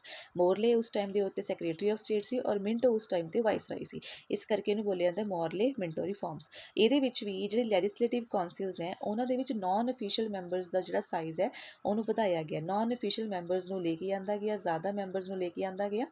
ਪਹਿਲਾਂ ਸੈਂਟਰ ਦੇ ਵਿੱਚ ਅਗਰ ਆਪਾਂ ਸੈਂਟਰਲ ਲੈਜਿਸਲੇਟਿਵ ਕਾਉਂਸਲ ਦੀ ਗੱਲ ਕਰੀਏ ਉਸ ਟਾਈਮ ਦੇ ਉੱਤੇ 16 ਸੀਗੀਆਂ, ਤੇ ਹੁਣ ਵੱਧ ਕੇ ਕਿੰਨੇ ਹੋ ਗਏ? 60 ਮੈਂਬਰ ਹੋ ਗਏ। ਜਦੋਂ ਕਿ ਅਗਰ ਆਪਾਂ ਪ੍ਰੋਵਿੰਸਿਸ ਦੀ ਗੱਲ ਕਰੀਏ, ਪ੍ਰੋਵਿੰਸਿਸ ਦੇ ਵਿੱਚ ਇਹ ਯੂਨੀਫਾਰਮਿਟੀ ਨਹੀਂ ਸੀ, ਕਿਸੇ ਪ੍ਰੋਵਿੰਸ ਦੇ ਵਿੱਚ ਮੈਂਬਰ ਜ਼ਿਆਦਾ ਸੀ ਔਰ ਕਿਸੇ ਪ੍ਰੋਵਿੰਸ ਦੇ ਵਿੱਚ ਮੈਂਬਰਸ ਘੱਟ ਸੀ। ਆਪਾਂ ਕਿਹੜੇ ਮੈਂਬਰਸ ਦੀ ਗੱਲ ਕਰ ਰਹੇ ਹਾਂ? ਅਗੇਨ ਨਾਨ ਅਫੀਸ਼ੀਅਲ ਮੈਂਬਰ ਸੀ। ਠੀਕ ਹੈ, ਅੱਛਾ ਅਗਰ ਤੁਹਾਨੂੰ ਇੱਥੇ ਡਾਊਟ ਲੱਗ ਰਿਹਾ ਕਿ ਪ੍ਰੋਵਿੰਸ਼ਨਲ ਦਾ ਮਤਲਬ ਕੀ ਹੈ, ਦੇਖੋ ਜਿੱਦਾਂ ਸਾਡਾ ਅੱਜ ਦਾ ਸਿਸਟਮ ਹੈ ਨਾ, ਅੱਜ ਸਾਡੇ ਇੰਡੀਆ ਦੇ ਵਿੱਚ ਇੱਕ ਸੈਂਟਰ ਲੈਵਲ ਦੇ ਉੱਤੇ ਸਰਕਾਰ ਕੰਮ ਕਰ ਰਹੀ ਹੈ ਔਰ ਉਹਦੇ ਨੀਚੇ ਆਪਣੇ ਕੋਲ ਬਹੁਤ ਸਾਰੀਆਂ ਸਟੇਟ ਗਵਰਨਮੈਂਟਸ ਆ, ਠੀਕ ਹੈ, ਜਿਹੜੀਆਂ ਆਪਣੇ ਕੋਲ ਕੰਮ ਕਰ ਰਹੀਆਂ। ਤਾਂ ਜਦੋਂ ਇਹ ਸਟੇਟ ਗਵਰਨਮੈਂਟ ਕੰਮ ਕਰ ਰਹੀ ਹੈ, ਇਹ ਕਿਸ ਏਰੀਆ ਵਿੱਚ ਕੰਮ ਕਰ ਰਹੀ ਹੈ, ਉਸ ਏਰੀਆ ਨੂੰ ਅਸੀਂ ਕੀ ਬੋਲਦੇ ਹਾਂ? ਸਟੇਟ। ਸੈਂਟਰ ਲੈਵਲ ਦੇ ਉੱਤੇ ਅਸੀਂ ਸੈਂਟਰ ਬੋਲਦੇ ਹਾਂ, ਜਿੰਨੇ ਵੀ ਰਾਜ ਆ ਉਹਨੂੰ ਅਸੀਂ ਸਟੇਟ ਬੋਲਦੇ ਹਾਂ ਅੱਜ ਦੇ ਟਾਈਮ ਦੇ ਵਿੱਚ। ਬਟ ਜਦੋਂ ਅਸੀਂ ਬ੍ਰਿਟਿਸ਼ਰਸ ਦੀ ਗੱਲ ਕਰੀਏ ਉਸ ਟਾਈਮ ਦੇ ਵਿੱਚ ਇਸ ਸੈਂਟਰ ਲੈਵਲ ਦੇ ਉੱਤੇ ਸੀਗਾ ਜੀ ਵਾਇਸਰਾਏ ਜੋ ਸੈਂਟਰ ਦੀ ਸਰਕਾਰ ਚਲਾਉਂਦਾ ਸੀ, ਔਰ ਸਟੇਟ ਦੇ ਵਿੱਚ ਸੀਗੇ ਜੀ ਗਵਰਨਰ। ਬਟ ਉਸ ਟਾਈਮ ਦੇ ਉੱਤੇ ਜਿਹੜੀਆਂ ਸਟੇਟ ਹੁੰਦੀਆਂ ਸੀ ਉਹਨਾਂ ਨੂੰ ਬੋਲਿਆ ਜਾਂਦਾ ਸੀ ਪ੍ਰੋਵਿੰਸਿਸ। ਠੀਕ ਹੈ, ਤਾਂ ਜਿਹੜੀ ਉੱਥੇ ਗਵਰਨਮੈਂਟ ਹੋਊਗੀ ਪ੍ਰੋਵਿੰਸਿਸ ਦੇ ਵਿੱਚ ਉਹਨੂੰ ਅਸੀਂ ਬੋਲੂਗੇ ਪ੍ਰੋਵਿੰਸ਼ਨਲ ਗਵਰਨਮੈਂਟਸ। ਠੀਕ ਹੈ, ਤਾਂ ਜਿੰਨੀਆਂ ਵੀ ਲੈਜਿਸਲੇਟਿਵ ਬੋਡੀ ਪ੍ਰੋਵਿੰਸਿਸ ਦੇ ਵਿੱਚ ਹੋਣਗੀਆਂ ਉਹਨੂੰ ਅਸੀਂ ਬੋਲੂਗੇ provincial legislative councils. Again official majority ਹੈ ਜਿਹੜੀ ਉਹ ਰਹੀ ਸੈਂਟਰ ਲੈਵਲ ਦੇ ਉੱਤੇ। ਅਗੇਨ ਅਸੀਂ ਆਪਾਂ ਗੱਲ ਕੀਤੀ ਹੈ, ਹੁਣ ਦੇਖੋ ਜਿਹੜੀ ਗਵਰਨਮੈਂਟ ਹੈ ਨਾ ਉਹਦੀਆਂ 3 ਔਰਗਨਸ ਹੁੰਦੀਆਂ, ਐਗਜ਼ੈਕਟਿਵ, ਲੈਜਿਸਲੇਟਿਵ ਤੇ ਜੁਡੀਸ਼ਰੀ। ਜੁਡੀਸ਼ਰੀ ਦੀ ਹਲੇ ਗੱਲ ਛੱਡ ਦਿਓ, ਆਪਾਂ ਫੋਕਸ ਕਰ ਰਹੇ ਹਾਂ ਐਗਜ਼ੈਕਟਿਵ ਅਤੇ ਲੈਜਿਸਲੇਟਿਵ ਵਿੱਚ। ਅਗਰ ਉਹ ਸੈਂਟਰ ਲੈਵਲ ਦੇ ਉੱਤੇ ਸਰਕਾਰ ਹੈ ਉਹਦੀਆਂ ਵੀ 3 ਔਰਗਨਸ ਉੱਥੇ ਕੰਮ ਕਰ ਰਹੀਆਂ, ਐਗਜ਼ੈਕਟਿਵ, ਲੈਜਿਸਲੇਟਿਵ, ਜੁਡੀਸ਼ਰੀ। ਅਗਰ ਅਸੀਂ ਪ੍ਰੋਵਿੰਸ਼ੀਅਲ ਲੈਵਲ ਦੀ ਗੱਲ ਕਰੀਏ ਤਾਂ ਉੱਥੇ ਵੀ 3 ਲੈਵਲ 'ਤੇ ਸਰਕਾਰ ਕੰਮ ਕਰੀ, ਐਗਜ਼ੈਕਟਿਵ, ਲੈਜਿਸਲੇਟਿਵ ਐਂਡ ਜੁਡੀਸ਼ਰੀ। ਠੀਕ ਹੈ, ਤਾਂ ਜਦੋਂ ਆਪਾਂ ਇਹਨਾਂ ਸਾਰਿਆਂ ਦੀ ਗੱਲ ਕਰੀਏ ਤਾਂ ਇੱਥੇ ਆਪਣੇ ਕੋਲ ਗੱਲ ਕਰੀ ਗਈ ਹੈ ਕਿ ਜਿਹੜਾ ਸੈਂਟਰ ਲੈਵਲ ਦੇ ਉੱਤੇ ਲੈਜਿਸਲੇਟਿਵ ਕਾਉਂਸਲ ਸੀ ਨਾ ਉੱਥੇ ਅਫੀਸ਼ੀਅਲ ਮੈਜੋਰਿਟੀ ਰਹੀ। ਇਟ ਮੀਨਸ ਵਾਇਸਰਾਏ ਦੀ ਜਿਹੜੀ ਲੈਜਿਸਲੇਟਿਵ ਕਾਉਂਸਲ ਸੀ ਉਹਦੇ ਵਿੱਚ ਅਫੀਸ਼ੀਅਲ ਮੈਂਬਰਸ ਹਲੇ ਵੀ ਜ਼ਿਆਦਾ than the non official members. But ਅਗਰ ਆਪਾਂ ਪ੍ਰੋਵਿੰਸ਼ੀਅਲ ਲੈਵਲ ਦੇ ਉੱਤੇ ਲੈਜਿਸਲੇਟਿਵ ਕਾਉਂਸਲ ਦੀ ਗੱਲ ਕਰੀਏ ਉੱਥੇ ਨਾਨ ਅਫੀਸ਼ੀਅਲ ਮੈਜੋਰਿਟੀ ਆ ਗਈ ਸੀ। ਇਟ ਮੀਨਸ ਇੱਥੇ ਅਫੀਸ਼ੀਅਲ ਮੈਂਬਰਸ ਘੱਟ ਗਏ ਸੀ ਔਰ ਨਾਨ ਅਫੀਸ਼ੀਅਲ ਮੈਂਬਰ ਸੀਗੇ ਜਿਹੜੇ ਉਹ ਵੱਧ ਗਏ ਸੀ। ਠੀਕ ਹੈ, ਇਸ ਕਰਕੇ ਉੱਥੇ ਨਾਨ ਅਫੀਸ਼ੀਅਲ ਮੈਜੋਰਿਟੀ ਜਿਹੜੀ ਉਹ ਦੇਖਣ ਨੂੰ ਮਿਲਦੀ ਹੈ। ਔਰ ਪਹਿਲੀ ਵਾਰ ਇਸ ਐਕਟ, ਇਹ ਬਹੁਤ ਇੰਪੋਰਟੈਂਟ ਐਕਟ ਹੈ ਇਸ ਪ੍ਰੋਵੀਜ਼ਨ ਕਰਕੇ ਇਹਨੂੰ ਯਾਦ ਰੱਖਿਓ, ਪਹਿਲੀ ਵਾਰ ਜਿਹੜੀ ਐਗਜ਼ੈਕਟਿਵ ਕਾਉਂਸਲ ਸੀ ਨਾ ਵਾਇਸਰਾਏ ਦੀ ਔਰ ਗਵਰਨਰ ਦੀ ਉਹਦੇ ਵਿੱਚ ਇੰਡੀਅਨਸ ਨੂੰ ਲਿਆਂਦਾ ਗਿਆ। ਹੁਣ ਤੱਕ ਅਸੀਂ ਗੱਲ ਕੀਤੀ ਹੈ ਕਿ ਜਿਹੜੀ ਵੀ ਕਾਉਂਸਲ ਸੀ ਵਾਇਸਰਾਏ ਦੀ, 2 ਤਰ੍ਹਾਂ ਦੀ ਕਾਉਂਸਲ ਸੀਗੀਆਂ, executive council and legislative council. ਹੁਣ ਤੱਕ ਜਿੰਨੇ ਵੀ ਨਾਨ ਅਫੀਸ਼ੀਅਲ ਮੈਂਬਰਸ ਲੈ ਕੇ ਆਂਦੇ ਗਏ ਹੈ ਉਹ ਆਂਦੇ ਗਏ ਹੈ ਇਨ ਦ ਲੈਜਿਸਲੇਟਿਵ ਕਾਉਂਸਲ। ਬਟ ਇਸ ਐਕਟ ਦੇ ਵਿੱਚ ਪਹਿਲੀ ਵਾਰ ਇਸ ਐਗਜ਼ੈਕਟਿਵ ਕਾਉਂਸਲ ਦੇ ਵਿੱਚ ਇੰਡੀਅਨਸ ਨੂੰ ਲੈ ਕੇ ਆਂਦਾ ਗਿਆ। ਔਰ ਉਹ ਪਹਿਲਾ ਇੰਡੀਅਨ ਕੌਣ ਸੀ ਜਿਹਨੂੰ ਲੈ ਕੇ ਆਂਦਾ ਗਿਆ ਸੀ? ਉਹ ਸੀਗੇ ਉਹ ਸੀਗੇ Satinder Prasad Sinha as a law member ਇਹਨਾਂ ਨੂੰ ਐਡ ਕੀਤਾ ਗਿਆ ਸੀ in the executive council of the viceroy, right. ਔਰ ਨਾਲ ਦੇ ਨਾਲ ਇਹਦੇ ਵਿੱਚ ਜਿਹੜੀ ਇੰਪੋਰਟੈਂਟ ਫੀਚਰ ਹੈ ਇਸ ਐਕਟ ਦੀ ਉਹ ਹੈਗੀ ਹੈ ਜੀ ਸੈਪਰੇਟ ਇਲੈਕਟੋਰੇਟ ਦਿੱਤਾ ਜਾਂਦਾ ਹੈ ਮੁਸਲਿਮਸ ਨੂੰ। ਸੈਪਰੇਟ ਇਲੈਕਟੋਰੇਟ ਦਾ ਮਤਲਬ ਕੀ ਹੁੰਦਾ ਹੈ ਕਿ ਅਗਰ ਕੋਈ ਵੀ ਮੁਸਲਿਮ ਕਮਿਊਨਿਟੀ ਦਾ ਜਿਹੜਾ ਪਰਸਨ ਹੈ ਉਹ ਇਲੈਕਸ਼ਨਸ ਦੇ ਵਿੱਚ ਆਉਣਾ ਚਾਹੁੰਦਾ ਹੈ ਤਾਂ ਉਹਨੂੰ ਇਲੈਕਸ਼ਨਸ ਦੇ ਵਿੱਚ ਸਿਰਫ ਮੁਸਲਿਮ ਕਮਿਊਨਿਟੀ ਜਿਹੜੀ ਹੈ ਉਹੀ ਵੋਟ ਪਾ ਸਕਦੀ ਹੈ, ਉਹਨੂੰ ਕੋਈ ਹੋਰ ਕਮਿਊਨਿਟੀ ਦੇ ਜਿਹੜੇ ਲੋਕ ਆ ਉਹ ਵੋਟ ਨਹੀਂ ਪਾ ਸਕਦੀ। ਇਹ ਚੀਜ਼ ਸੀਗੀ ਸੈਪਰੇਟ ਇਲੈਕਟੋਰੇਟ ਦੇ ਵਿੱਚ। ਉਸ ਤੋਂ ਬਾਅਦ ਆਉਂਦਾ ਹੈ ਗਵਰਨਮੈਂਟ ਆਫ ਇੰਡੀਆ ਐਕਟ 1919। ਇਹਨੂੰ ਐਕਟ ਨੂੰ ਵੀ ਕੀ ਬੋਲਿਆ ਜਾਂਦਾ ਹੈ, ਇਹਨੂੰ ਬੋਲਿਆ ਜਾਂਦਾ ਹੈ ਮੌਂਟੇਗ ਚੈਲਮਸਫੋਰਡ ਰਿਫਾਰਮ। ਮੌਂਟੇਗ ਉਸ ਟਾਈਮ ਤੇ ਸੈਕਟਰੀ ਆਫ ਸਟੇਟ ਸੀ ਔਰ ਚੈਲਮਸਫੋਰਡ ਸੀ ਉਸ ਟਾਈਮ ਦੇ ਉੱਤੇ ਵਾਇਸਰਾਏ, ਰਾਈਟ। ਤਾਂ ਉਹਨਾਂ ਦੇ ਨਾਮ ਦੇ ਉੱਤੇ ਇਹ ਐਕਟ ਨੂੰ ਬੋਲਿਆ ਜਾਂਦਾ ਹੈ ਮੌਂਟੇਗ ਚੈਲਮਸਫੋਰਡ ਰਿਫਾਰਮ। ਔਰ ਇਹਦੇ ਵਿੱਚ ਕੀ ਕੀਤਾ ਗਿਆ, ਇਹਦੇ ਵਿੱਚ ਜਿਹੜਾ ਆਪਣੇ ਕੋਲ ਸੈਂਟਰ ਦਾ ਕੰਟਰੋਲ ਹੈ ਨਾ ਉਹਨੂੰ ਰਿਲੈਕਸ ਕੀਤਾ ਗਿਆ, ਠੀਕ ਹੈ। ਔਰ ਜਿਹੜੇ ਸਬਜੈਕਟ ਸੀ, ਜਿਹੜਾ ਏਰੀਆ ਸੀ, ਉਹਨਾਂ ਨੂੰ ਡਿਵਾਈਡ ਕੀਤਾ ਗਿਆ ਇਨਟੂ ਸੈਂਟਰਲ ਐਂਡ ਪ੍ਰੋਵਿੰਸ਼ਨਲ ਸਬਜੈਕਟਸ। ਦੇਖੋ ਜੀ ਕਿੱਦਾਂ ਕੀਤਾ ਗਿਆ, ਜਿੰਨੇ ਵੀ ਲਾਅ ਬਣਾਉਣ ਵਾਲੇ ਏਰੀਆ ਸੀਗੇ ਉਹ ਸਾਰੇ ਏਰੀਆਜ਼ ਜਿਨ੍ਹਾਂ ਦੇ ਉੱਤੇ ਲਾਅ ਬਣ ਸਕਦੇ ਆ। For example agriculture, for example water, for example electricity and power, ਠੀਕ ਹੈ। ਤਾਂ ਫੋਰ ਐਗਜ਼ਾਮਪਲ ਇਹ ਆਪਣੇ ਕੋਲ ਏਰੀਆਜ਼ ਆ ਜਿਨ੍ਹਾਂ ਦੇ ਉੱਤੇ ਸਾਨੂੰ ਕਾਨੂੰਨ ਬਣਾਉਣ ਦੀ ਲੋੜ ਹੈ। ਤਾਂ ਇਹਨਾਂ ਸਾਰੇ ਏਰੀਆਜ਼ ਨੂੰ ਇੱਦਾਂ ਦੇ ਹੋਰ ਬਹੁਤ ਸਾਰੇ ਏਰੀਆ ਸੀ, ਸਬਜੈਕਟ ਸੀ, ਜਿਨ੍ਹਾਂ ਨੂੰ ਦੋ ਦੇ ਵਿੱਚ ਡਿਵਾਈਡ ਕਰਤਾ। ਬਹੁਤ ਜ਼ਿਆਦਾ ਨੈਸ਼ਨਲ ਇੰਪੋਰਟੈਂਸ ਵਾਲੇ ਜਿਹੜੇ ਸਬਜੈਕਟ ਸੀ ਉਹ ਸੈਂਟਰ ਨੂੰ ਦਿੱਤੇ ਗਏ ਔਰ ਬਾਕੀ ਦੇ ਜਿਹੜੇ ਸਬਜੈਕਟ ਸੀਗੇ ਉਹ ਦਿੱਤੇ ਗਏ ਪ੍ਰੋਵਿੰਸਿਸ ਨੂੰ। ਹੁਣ ਜਿਹੜੇ ਪ੍ਰੋਵਿੰਸਿਸ ਨੂੰ ਸਬਜੈਕਟਸ ਦਿੱਤੇ ਗਏ ਸੀ ਉਹਨਾਂ ਨੂੰ ਫਰਦਰ ਡਿਵਾਈਡ ਕੀਤਾ ਗਿਆ ਸੀ ਇਨਟੂ ਟਰਾਂਸਫਰਡ ਐਂਡ ਰਿਜ਼ਰਵਡ। ਜਿਹੜੇ ਪ੍ਰੋਵਿੰਸਿਸ ਦੇ ਟਰਾਂਸਫਰਡ ਵਾਲੇ ਸਬਜੈਕਟ ਸੀ ਉਹਨਾਂ ਦੇ ਵਿੱਚ ਕੀ ਹੋਊਗਾ ਕਿ ਜਦੋਂ ਵੀ ਕੋਈ ਕਾਨੂੰਨ ਟਰਾਂਸਫਰਡ ਸਬਜੈਕਟਸ ਦੇ ਉੱਤੇ ਬਣਾਇਆ ਜਾਊਗਾ, ਜਦੋਂ ਕੋਈ ਜਿਹੜਾ ਕਾਨੂੰਨ ਹੈ ਉਹ ਟਰਾਂਸਫਰ ਸਬਜੈਕਟ ਦੇ ਉੱਤੇ ਬਣਾਇਆ ਜਾਊਗਾ, ਉਸ ਟਾਈਮ ਦੇ ਉੱਤੇ ਜਿਹੜਾ ਗਵਰਨਰ ਹੈ, ਜਿਹੜੇ ਕਾਊਂਸਿਲ ਆਫ ਮਿਨਿਸਟਰ ਹੈ, ਉਹ ਰਿਸਪੌਂਸਿਬਲ ਹੋਣਗੇ ਲੈਜਿਸਲੇਟਿਵ ਕਾਊਂਸਿਲ ਨੂੰ। Governor and council of minister responsible ਹੋਣਗੇ ਟੂ ਦਾ ਲੈਜਿਸਲੇਚਰ, ਜਦੋਂ ਕਿ ਜਿਹੜੇ ਰਿਜ਼ਰਵ ਸਬਜੈਕਟਸ ਆ ਉਹਨਾਂ ਵਿੱਚ ਗਵਰਨਰ ਅਤੇ ਕਾਊਂਸਿਲ ਆਫ ਮਿਨਿਸਟਰ ਰਿਸਪੌਂਸਿਬਲ ਨਹੀਂ ਹੋਣਗੇ। ਇਹੀ ਇੱਕ ਬੇਸਿਕ ਡਿਫਰੈਂਸ ਹੈ ਟਰਾਂਸਫਰ ਅਤੇ ਰਿਜ਼ਰਵਡ ਸਬਜੈਕਟਸ ਦੇ ਵਿੱਚ। ਸਬਜੈਕਟਸ ਨੂੰ ਦੋ ਦੇ ਵਿੱਚ ਡਿਵਾਈਡ ਕੀਤਾ ਗਿਆ, ਸੈਂਟਰ ਅਤੇ ਪ੍ਰੋਵਿੰਸਿਸ ਦੇ ਵਿੱਚ। ਜਿਹੜੇ ਪ੍ਰੋਵਿੰਸੀਅਲ ਸਬਜੈਕਟ ਸੀ ਉਹਨਾਂ ਨੂੰ ਟਰਾਂਸਫਰ ਅਤੇ ਰਿਜ਼ਰਵ ਵਿੱਚ ਡਿਵਾਈਡ ਕੀਤਾ ਗਿਆ। ਟਰਾਂਸਫਰ ਸਬਜੈਕਟਸ ਦੇ ਵਿੱਚ ਜਿਹੜੇ ਗਵਰਨਰ ਹੈ ਅਤੇ ਕਾਊਂਸਿਲ ਆਫ ਮਿਨਿਸਟਰ ਉਹ ਅਕਾਊਂਟੇਬਲ ਹੋਣਗੇ, ਜਵਾਬਦੇਹ ਹੋਣਗੇ ਲੈਜਿਸਲੇਚਰ ਨੂੰ ਔਨ ਦੇਅਰ ਐਕਸ਼ਨਸ, ਜਦੋਂ ਕਿ ਜਿਹੜੇ ਪ੍ਰੋਵਿੰਸਿਸ ਦੇ ਵਿੱਚ ਜਿਹੜੇ ਰਿਜ਼ਰਵਡ ਸਬਜੈਕਟ ਸੀ ਉਹਨਾਂ ਵਿੱਚ ਉਹਨਾਂ ਦੀ ਅਕਾਊਂਟੇਬਿਲਿਟੀ ਨਹੀਂ ਹੋਊਗੀ। ਹੁਣ ਜਿਹੜਾ ਇਹ ਡਿਵਾਈਡ ਕੀਤਾ ਗਿਆ ਸੀ ਪ੍ਰੋਵਿੰਸ਼ਨਲ ਸਬਜੈਕਟਸ ਨੂੰ ਇਨਟੂ ਟਰਾਂਸਫਰਡ ਐਂਡ ਰਿਜ਼ਰਵਡ, ਇਸ ਸਿਸਟਮ ਨੂੰ ਬੋਲਿਆ ਜਾਂਦਾ ਹੈ ਡਾਇਆਰਕੀ। ਤੇ ਉਹੀ ਇੱਥੇ ਦੱਸਿਆ ਹੋਇਆ ਹੈ ਕਿ ਜਿਹੜੀ ਡੂਅਲ ਸਕੀਮ ਹੈ ਗਵਰਨੈਂਸ ਦੀ, ਜਿਹਨੂੰ ਬੋਲਦੇ ਆ ਡਾਇਆਰਕੀ, ਉਹ ਪ੍ਰੋਵਿੰਸਿਸ ਦੇ ਵਿੱਚ ਲੈ ਕੇ ਆਂਦੀ ਗਈ ਸੀ, ਨਾ ਕਿ ਸੈਂਟਰ ਦੇ ਵਿੱਚ। ਔਰ ਬਾਈਕੈਮਰਲਿਜ਼ਮ ਲੈ ਕੇ ਆਂਦਾ। ਬਾਈ ਦਾ ਮਤਲਬ ਹੁੰਦਾ ਜੀ 2, ਇੱਦਾਂ ਹੀ ਇੱਕ ਵਰਡ ਹੁੰਦਾ ਯੂਨੀ, ਯੂਨੀ ਦਾ ਮਤਲਬ ਹੁੰਦਾ 1 ਔਰ ਬਾਈ ਦਾ ਮਤਲਬ ਹੁੰਦਾ 2। ਤਾਂ ਬਾਈਕੈਮਰਲਿਜ਼ਮ ਦਾ ਮਤਲਬ ਅ ਲੈਜਿਸਲੇਚਰ ਵਿਦ 2 ਹਾਊਸਿਸ। ਜਦੋਂ ਇੱਕ ਲੈਜਿਸਲੇਚਰ ਦੇ 2 ਸਦਨ ਹੁੰਦੇ ਆ, ਜਿੱਦਾਂ ਸਾਡੇ ਅੱਜ ਦਾ ਲੈਜਿਸਲੇਚਰ ਹੈ ਪਾਰਲੀਮੈਂਟ, ਉਹਦੇ 2 ਸਦਨ ਹੈ, ਲੋਕ ਸਭਾ ਅਤੇ Rajya Sabha, lower house and upper house. Same way ਜਿਹੜੀ ਆਪਣੇ ਕੋਲ ਕੋਈ ਵੀ ਹਾਊਸ ਹੈ ਉਹਦੀ ਅਗਰ ਆਪਣੇ ਕੋਲ 2 ਸਦਨ ਹੋਣਗੇ, ਜਦੋਂ 2 ਹਾਊਸਿਸ ਹੋਣਗੇ ਉਹਨੂੰ ਅਸੀਂ ਬੋਲਦੇ ਹਾਂ ਬਾਈਕੈਮਰਲਿਜ਼ਮ। ਔਰ ਡਾਇਰੈਕਟ ਇਲੈਕਸ਼ਨਸ ਦੀ ਗੱਲ ਕੀਤੀ ਗਈ ਇਸ ਐਕਟ ਦੇ ਵਿੱਚ। ਅਤੇ ਉਹਨਾਂ ਨੇ ਕਿਹਾ ਕਿ ਜਿਹੜਾ ਵਾਇਸਰਾਏ ਹੈ ਨਾ, ਅਸੀਂ ਪਿਛਲੇ ਐਕਟ ਵਿੱਚ ਦੇਖਿਆ ਸੀ ਕਿ ਵਾਇਸਰਾਏ ਨੇ ਇੱਕ ਪਰਸਨ ਨੂੰ ਅਪੁਆਇੰਟ ਕੀਤਾ ਸੀ as a law member in the executive council. ਹੁਣ ਉਹਨਾਂ ਇੰਡੀਅਨਸ ਦੀ ਜਿਹੜੀ ਮੈਂਬਰਸ਼ਿਪ ਹੈ ਉਹਨੂੰ ਇਨਕਰੀਜ਼ ਕੀਤਾ ਗਿਆ। ਅਗਰ 6 ਮੈਂਬਰ ਹੋਣਗੇ ਵਾਇਸਰਾਏ ਦੀ ਐਗਜ਼ੈਕਟਿਵ ਕਾਊਂਸਿਲ ਦੇ ਵਿੱਚ, ਉਹਨਾਂ ਦੇ ਵਿੱਚੋਂ 50% ਕੌਣ ਹੋਣਗੇ, ਇੰਡੀਅਨਸ ਹੋਣਗੇ। ਕਲੀਅਰ। ਤਾਂ ਇੰਡੀਅਨਸ ਦੀ ਜਿਹੜੀ ਪਾਰਟੀਸਪੇਸ਼ਨ ਹੈ ਉਹ ਦੇਖੀ ਗਈ ਐਗਜ਼ੈਕਟਿਵ ਕਾਊਂਸਿਲ ਦੇ ਵਿੱਚ ਵੀ, ਅਤੇ ਉਹਨਾਂ ਨੂੰ ਇਨਕਰੀਜ਼ ਕੀਤਾ ਗਿਆ ਗਵਰਨਮੈਂਟ ਆਫ ਇੰਡੀਆ ਐਕਟ 1919 ਦੇ ਵਿੱਚ। ਉਹਦੇ ਨਾਲ ਹੋਰ ਕੀ ਕੀਤਾ ਗਿਆ, ਗਵਰਨਮੈਂਟ ਆਫ ਇੰਡੀਆ ਐਕਟ 1919 ਦੇ ਵਿੱਚ ਜਿਹੜਾ ਆਪਣੇ ਕੋਲ ਸੈਪਰੇਟ ਇਲੈਕਟੋਰੇਟ ਸੀ। ਦੇਖੋ ਅਸੀਂ ਪੜ੍ਹਿਆ 1909 ਦੇ ਵਿੱਚ ਕਿ ਮੁਸਲਿਮਸ ਨੂੰ ਸੈਪਰੇਟ ਇਲੈਕਟੋਰੇਟ ਦਿੱਤਾ ਗਿਆ ਸੀ। ਹੁਣ 1919 ਦੇ ਵਿੱਚ ਇਸ ਸੈਪਰੇਟ ਇਲੈਕਟੋਰੇਟ ਨੂੰ ਨਾ ਹੋਰ ਐਕਸਟੈਂਡ ਕੀਤਾ ਗਿਆ। ਸਿੱਖਸ ਨੂੰ, ਇੰਡੀਅਨਸ ਨੂੰ, ਕ੍ਰਿਸਚਨਸ ਨੂੰ, ਐਂਗਲੋ ਇੰਡੀਅਨਸ ਅਤੇ ਯੂਰਪੀਅਨਸ ਨੂੰ ਵੀ ਸੈਪਰੇਟ ਇਲੈਕਟੋਰੇਟ ਦਿੱਤਾ ਗਿਆ। ਇਹਦਾ ਮਤਲਬ ਅਗਰ ਕੋਈ ਸਿੱਖ ਕਮਿਊਨਿਟੀ ਨੂੰ ਬਿਲੋਂਗ ਕਰਦਾ ਪਰਸਨ ਅਤੇ ਉਹ ਇਲੈਕਸ਼ਨ ਦੇ ਵਿੱਚ ਖੜਾ ਹੋਇਆ ਹੈ, ਤਾਂ ਇਲੈਕਸ਼ਨ ਦੇ ਵਿੱਚ ਇਹਦਾ ਮਤਲਬ ਕਿ ਅਗਰ ਕੋਈ ਸਿੱਖ ਕਮਿਊਨਿਟੀ ਨੂੰ ਬਿਲੋਂਗ ਕਰ ਰਿਹਾ ਪਰਸਨ ਔਰ ਉਹ ਇਲੈਕਸ਼ਨਸ ਦੇ ਵਿੱਚ ਇਲੈਕਟ ਕਰ ਰਿਹਾ, ਦੈਨ ਉਸ ਕੇਸ ਦੇ ਵਿੱਚ ਸਿਰਫ ਸਿੱਖ ਕਮਿਊਨਿਟੀ ਦੇ ਜਿਹੜੇ ਲੋਕ ਹੈ ਉਹੀ ਉਹਨੂੰ ਵੋਟ ਪਾ ਸਕਦੇ ਆ। ਅਗਰ ਕੋਈ ਕ੍ਰਿਸਚੈਨਿਟੀ ਤੋਂ ਬਿਲੋਂਗ ਕਰ ਰਿਹਾ ਤਾਂ ਸਿਰਫ ਉਹਨੂੰ ਕ੍ਰਿਸਚਨ ਧਰਮ ਵਾਲੇ ਜਿਹੜੇ ਲੋਕ ਆ ਉਹੀ ਵੋਟ ਪਾ ਸਕਦੇ ਆ। ਅਗਰ ਕੋਈ ਯੂਰਪੀਅਨ ਹੈ ਤਾਂ ਉਹਨੂੰ ਸਿਰਫ ਯੂਰਪੀਅਨਸ ਵੋਟ ਪਾ ਸਕਦੇ ਆ। ਇੱਦਾਂ ਦੀ ਪ੍ਰੋਵੀਜ਼ਨ ਨੂੰ ਐਕਸਟੈਂਡ ਕੀਤਾ ਗਿਆ 1919 ਦੇ ਐਕਟ ਦੇ ਵਿੱਚ। ਨਾਲ ਦੀ ਨਾਲ ਜਿਹੜੀ ਫਰੈਂਚਾਈਜ਼ ਹੈ ਨਾ ਉਹ ਦਿੱਤੀ ਗਈ। ਫਰੈਂਚਾਈਜ਼ ਦਾ ਮਤਲਬ ਹੁੰਦਾ ਰਾਈਟ ਟੂ ਵੋਟ, ਵੋਟ ਪਾਉਣ ਦਾ ਅਧਿਕਾਰ ਦਿੱਤਾ ਗਿਆ ਕੁਛ ਪਰਸਨਸ ਨੂੰ, ਠੀਕ ਹੈ। ਔਰ ਉਹ ਕਿਹੜੇ ਪਰਸਨਸ ਆ ਜਿਨ੍ਹਾਂ ਕੋਲ ਕੁਝ ਪ੍ਰਾਪਰਟੀ ਹੈ, ਜੋ ਟੈਕਸ ਪੇ ਕਰ ਰਹੇ ਆ ਜਾਂ ਪੜ੍ਹੇ ਲਿਖੇ ਆ, ਸਿਰਫ ਉਹਨਾਂ ਲੋਕਾਂ ਨੂੰ ਹੀ ਵੋਟ ਪਾਉਣ ਦਾ ਅਧਿਕਾਰ ਦਿੱਤਾ ਗਿਆ। ਔਰ ਹਾਈ ਕਮਿਸ਼ਨਰ ਦਾ ਆਫਿਸ ਖੋਲ੍ਹਿਆ ਗਿਆ ਲੰਡਨ ਦੇ ਵਿੱਚ, ਤੇ ਪਬਲਿਕ ਸਰਵਿਸ ਕਮਿਸ਼ਨ ਦੀ ਗੱਲ ਕੀਤੀ ਗਈ, ਤੇ ਜਿਹੜੇ ਪ੍ਰੋਵਿੰਸ਼ਨਲ ਸਬਜੈਕਟ ਸੀ ਉਹਨਾਂ ਨੂੰ ਅਲੱਗ ਕੀਤਾ ਗਿਆ ਸੈਂਟਰ ਦੇ ਸਬਜੈਕਟਸ ਤੋਂ। ਇਹਦਾ ਮਤਲਬ ਅਗਰ ਪ੍ਰੋਵਿੰਸਿਸ ਹੈ, ਠੀਕ ਹੈ, ਉਹ ਆਪਣਾ ਬਜਟ ਲੈ ਕੇ ਆ ਸਕਦੇ ਆ, ਔਰ ਜਿਹੜਾ ਸੈਂਟਰ ਹੈ ਉਹ ਖੁਦ ਦਾ ਬਜਟ ਲੈ ਕੇ ਆਊਗਾ। ਪਹਿਲਾਂ ਕੀ ਹੁੰਦਾ ਸੀ, ਸੈਂਟਰ ਹੀ ਲੈ ਕੇ ਆਉਂਦਾ ਸੀ ਇੱਕ ਬਜਟ, ਅਤੇ ਉਹੀ ਬਜਟ ਅੱਗੇ ਜਾਂਦਾ ਸੀ ਪ੍ਰੋਵਿੰਸਿਸ ਦੇ ਵਿੱਚ। ਹੁਣ ਕਿਉਂਕਿ ਆਪਣੇ ਕੋਲ ਕਿਹੜੀ ਪ੍ਰੋਸੈਸ ਚੱਲ ਰਹੀ ਹੈ, ਹੁਣ ਪ੍ਰੋਸੈਸ ਚੱਲ ਰਹੀ ਹੈ ਡੀਸੈਂਟਰਲਾਈਜੇਸ਼ਨ ਦੀ। ਸੈਂਟਰ ਜਿਹੜਾ ਆਪਣਾ ਕੰਟਰੋਲ ਹੈ ਉਹ ਲੂਜ਼ਨ ਅਪ ਕਰ ਰਿਹਾ, ਰਾਈਟ। ਤਾਂ ਇਸ ਕਰਕੇ ਜਿਹੜਾ ਸੈਂਟਰ ਹੈ ਉਹ ਖੁਦ ਦਾ ਬਜਟ ਤਿਆਰ ਕਰੂਗਾ, ਪ੍ਰੋਵਿੰਸਿਸ ਆਪਣਾ ਆਪਣਾ ਜਿਹੜਾ ਬਜਟ ਆ ਉਹ ਤਿਆਰ ਕਰਨਗੇ, ਠੀਕ ਹੈ ਜੀ। ਉਸ ਤੋਂ ਬਾਅਦ ਗੱਲ ਆਉਂਦੀ ਹੈ ਗਵਰਨਮੈਂਟ ਆਫ ਇੰਡੀਆ ਐਕਟ 1935, ਜੋ ਕਿ ਬਹੁਤ ਜ਼ਿਆਦਾ ਇੰਪੋਰਟੈਂਟ ਹੈ ਕਿਉਂਕਿ ਬਹੁਤ ਸਾਰੀਆਂ ਪ੍ਰੋਵੀਜ਼ਨ ਇਸ ਐਕਟ ਦੀਆਂ ਲਈਆਂ ਗਈਆਂ ਇਨ ਦ ਕੌਨਸਟੀਟਿਊਸ਼ਨ ਆਫ ਇੰਡੀਆ। ਜਿੱਦਾਂ ਇਸ ਐਕਟ ਦੇ ਵਿੱਚ ਗੱਲ ਕੀਤੀ ਗਈ ਹੈ ਇੰਡੀਆ ਨੂੰ ਆਲ ਇੰਡੀਆ ਫੈਡਰੇਸ਼ਨ ਬਣਾਉਣ ਦੀ। ਫੈਡਰੇਸ਼ਨ ਦਾ ਮਤਲਬ ਕੀ ਹੁੰਦਾ ਹੈ, ਫੈਡਰੇਸ਼ਨ ਦਾ ਮਤਲਬ ਹੁੰਦਾ ਹੈ ਜੀ ਸੰਘ। ਜਦੋਂ ਇੱਕ ਜਿਹੜਾ ਆਪਣੇ ਕੋਲ ਸੈਂਟਰ ਹੁੰਦਾ ਹੈ ਅਤੇ ਉਹਦੇ ਨੀਚੇ ਜਿੰਨੀਆਂ ਵੀ ਉਹਦੀਆਂ ਯੂਨਿਟਸ ਹੁੰਦੀਆਂ ਉਹਨਾਂ ਦੇ ਵਿੱਚ ਅਗਰੀਮੈਂਟ ਹੋ ਜਾਂਦਾ ਹੈ। ਜਿੰਨੀਆਂ ਵੀ ਇਹ ਯੂਨਿਟਸ ਆ ਇਹ ਸਟੇਟ ਦੇ ਰੂਪ ਵਿੱਚ ਕੰਮ ਕਰਦੀਆਂ, ਅਤੇ ਇਹ ਆਪਣੀ ਜਿਹੜੀ ਪਾਵਰ ਹੈ ਉਹ ਸੈਂਟਰ ਨੂੰ ਦੇ ਦਿੰਦੀ ਹੈ। ਤਾਂ ਜਿਹੜਾ ਇਹ ਸੈਂਟਰ ਹੈ ਉਹ ਇਹਨਾਂ ਸਟੇਟਸ ਨੂੰ ਸਿਕਿਉਰਿਟੀ ਪ੍ਰੋਵਾਈਡ ਕਰੂਗਾ, ਅਤੇ ਜਿਹੜੀਆਂ ਇਹ ਸਟੇਟਸ ਹੈ, ਠੀਕ ਹੈ, ਇਹੀ ਆਪਣੀ ਜਿਹੜੀ ਪਾਵਰ ਆ ਉਹ ਸੈਂਟਰ ਨੂੰ ਦੇ ਦਿੰਦੀਆਂ। ਤਾਂ ਇੱਕ ਤਰ੍ਹਾਂ ਦਾ ਇਹਨਾਂ ਦੇ ਵਿੱਚ ਅਗਰੀਮੈਂਟ ਹੋ ਜਾਂਦਾ ਹੈ, ਠੀਕ ਹੈ। ਉਸ ਐਗਰੀਮੈਂਟ ਨੂੰ ਅਸੀਂ ਕੀ ਬੋਲਦੇ ਹਾਂ, ਫੈਡਰੇਸ਼ਨ। ਅਤੇ ਇੰਡੀਆ ਨੂੰ ਵੀ ਗੱਲ ਕੀਤੀ ਗਈ ਉਸ ਟਾਈਮ ਦੇ ਉੱਤੇ ਕਿ ਇੰਡੀਆ ਨੂੰ ਅਸੀਂ ਆਲ ਇੰਡੀਆ ਫੈਡਰੇਸ਼ਨ ਬਣਾਉਣਾ ਹੈ, ਜਿਹਦੇ ਵਿੱਚ ਪ੍ਰਿੰਸਲੀ ਸਟੇਟਸ ਹੋਣਗੀਆਂ ਅਤੇ ਪ੍ਰੋਵਿੰਸਿਸ ਹੋਣਗੀਆਂ, ਐਜ਼ ਅ ਯੂਨਿਟਸ ਐਕਟ ਕਰਨਗੀਆਂ, ਰਾਈਟ। ਅਤੇ ਇਸ ਐਕਟ ਦੇ ਵਿੱਚ ਜਿੰਨੇ ਵੀ ਪਾਵਰ ਸੀ ਉਹਨਾਂ ਨੂੰ 3 ਲਿਸਟਾਂ ਦੇ ਵਿੱਚ ਡਿਵਾਈਡ ਕੀਤਾ ਗਿਆ। ਆਪਾਂ ਹੁਣ ਪਿਛਲੇ ਐਕਟ ਵਿੱਚ ਸਬਜੈਕਟਸ ਦੀ ਗੱਲ ਕੀਤੀ ਹੈ, ਅਤੇ ਉਹੀ ਸਬਜੈਕਟਸ ਦੀ ਗੱਲ ਇਹ ਹੈ ਕਿ ਜਿੰਨੇ ਵੀ ਸਬਜੈਕਟਸ ਸੀ, ਜਿੰਨੇ ਵੀ ਏਰੀਆ ਸੀਗੇ ਕਾਨੂੰਨ ਵਾਲੇ, ਉਹਨਾਂ ਨੂੰ 3 ਲਿਸਟਾਂ ਦੇ ਵਿੱਚ ਉਹਨਾਂ ਨੇ ਡਿਵਾਈਡ ਕਰਤਾ।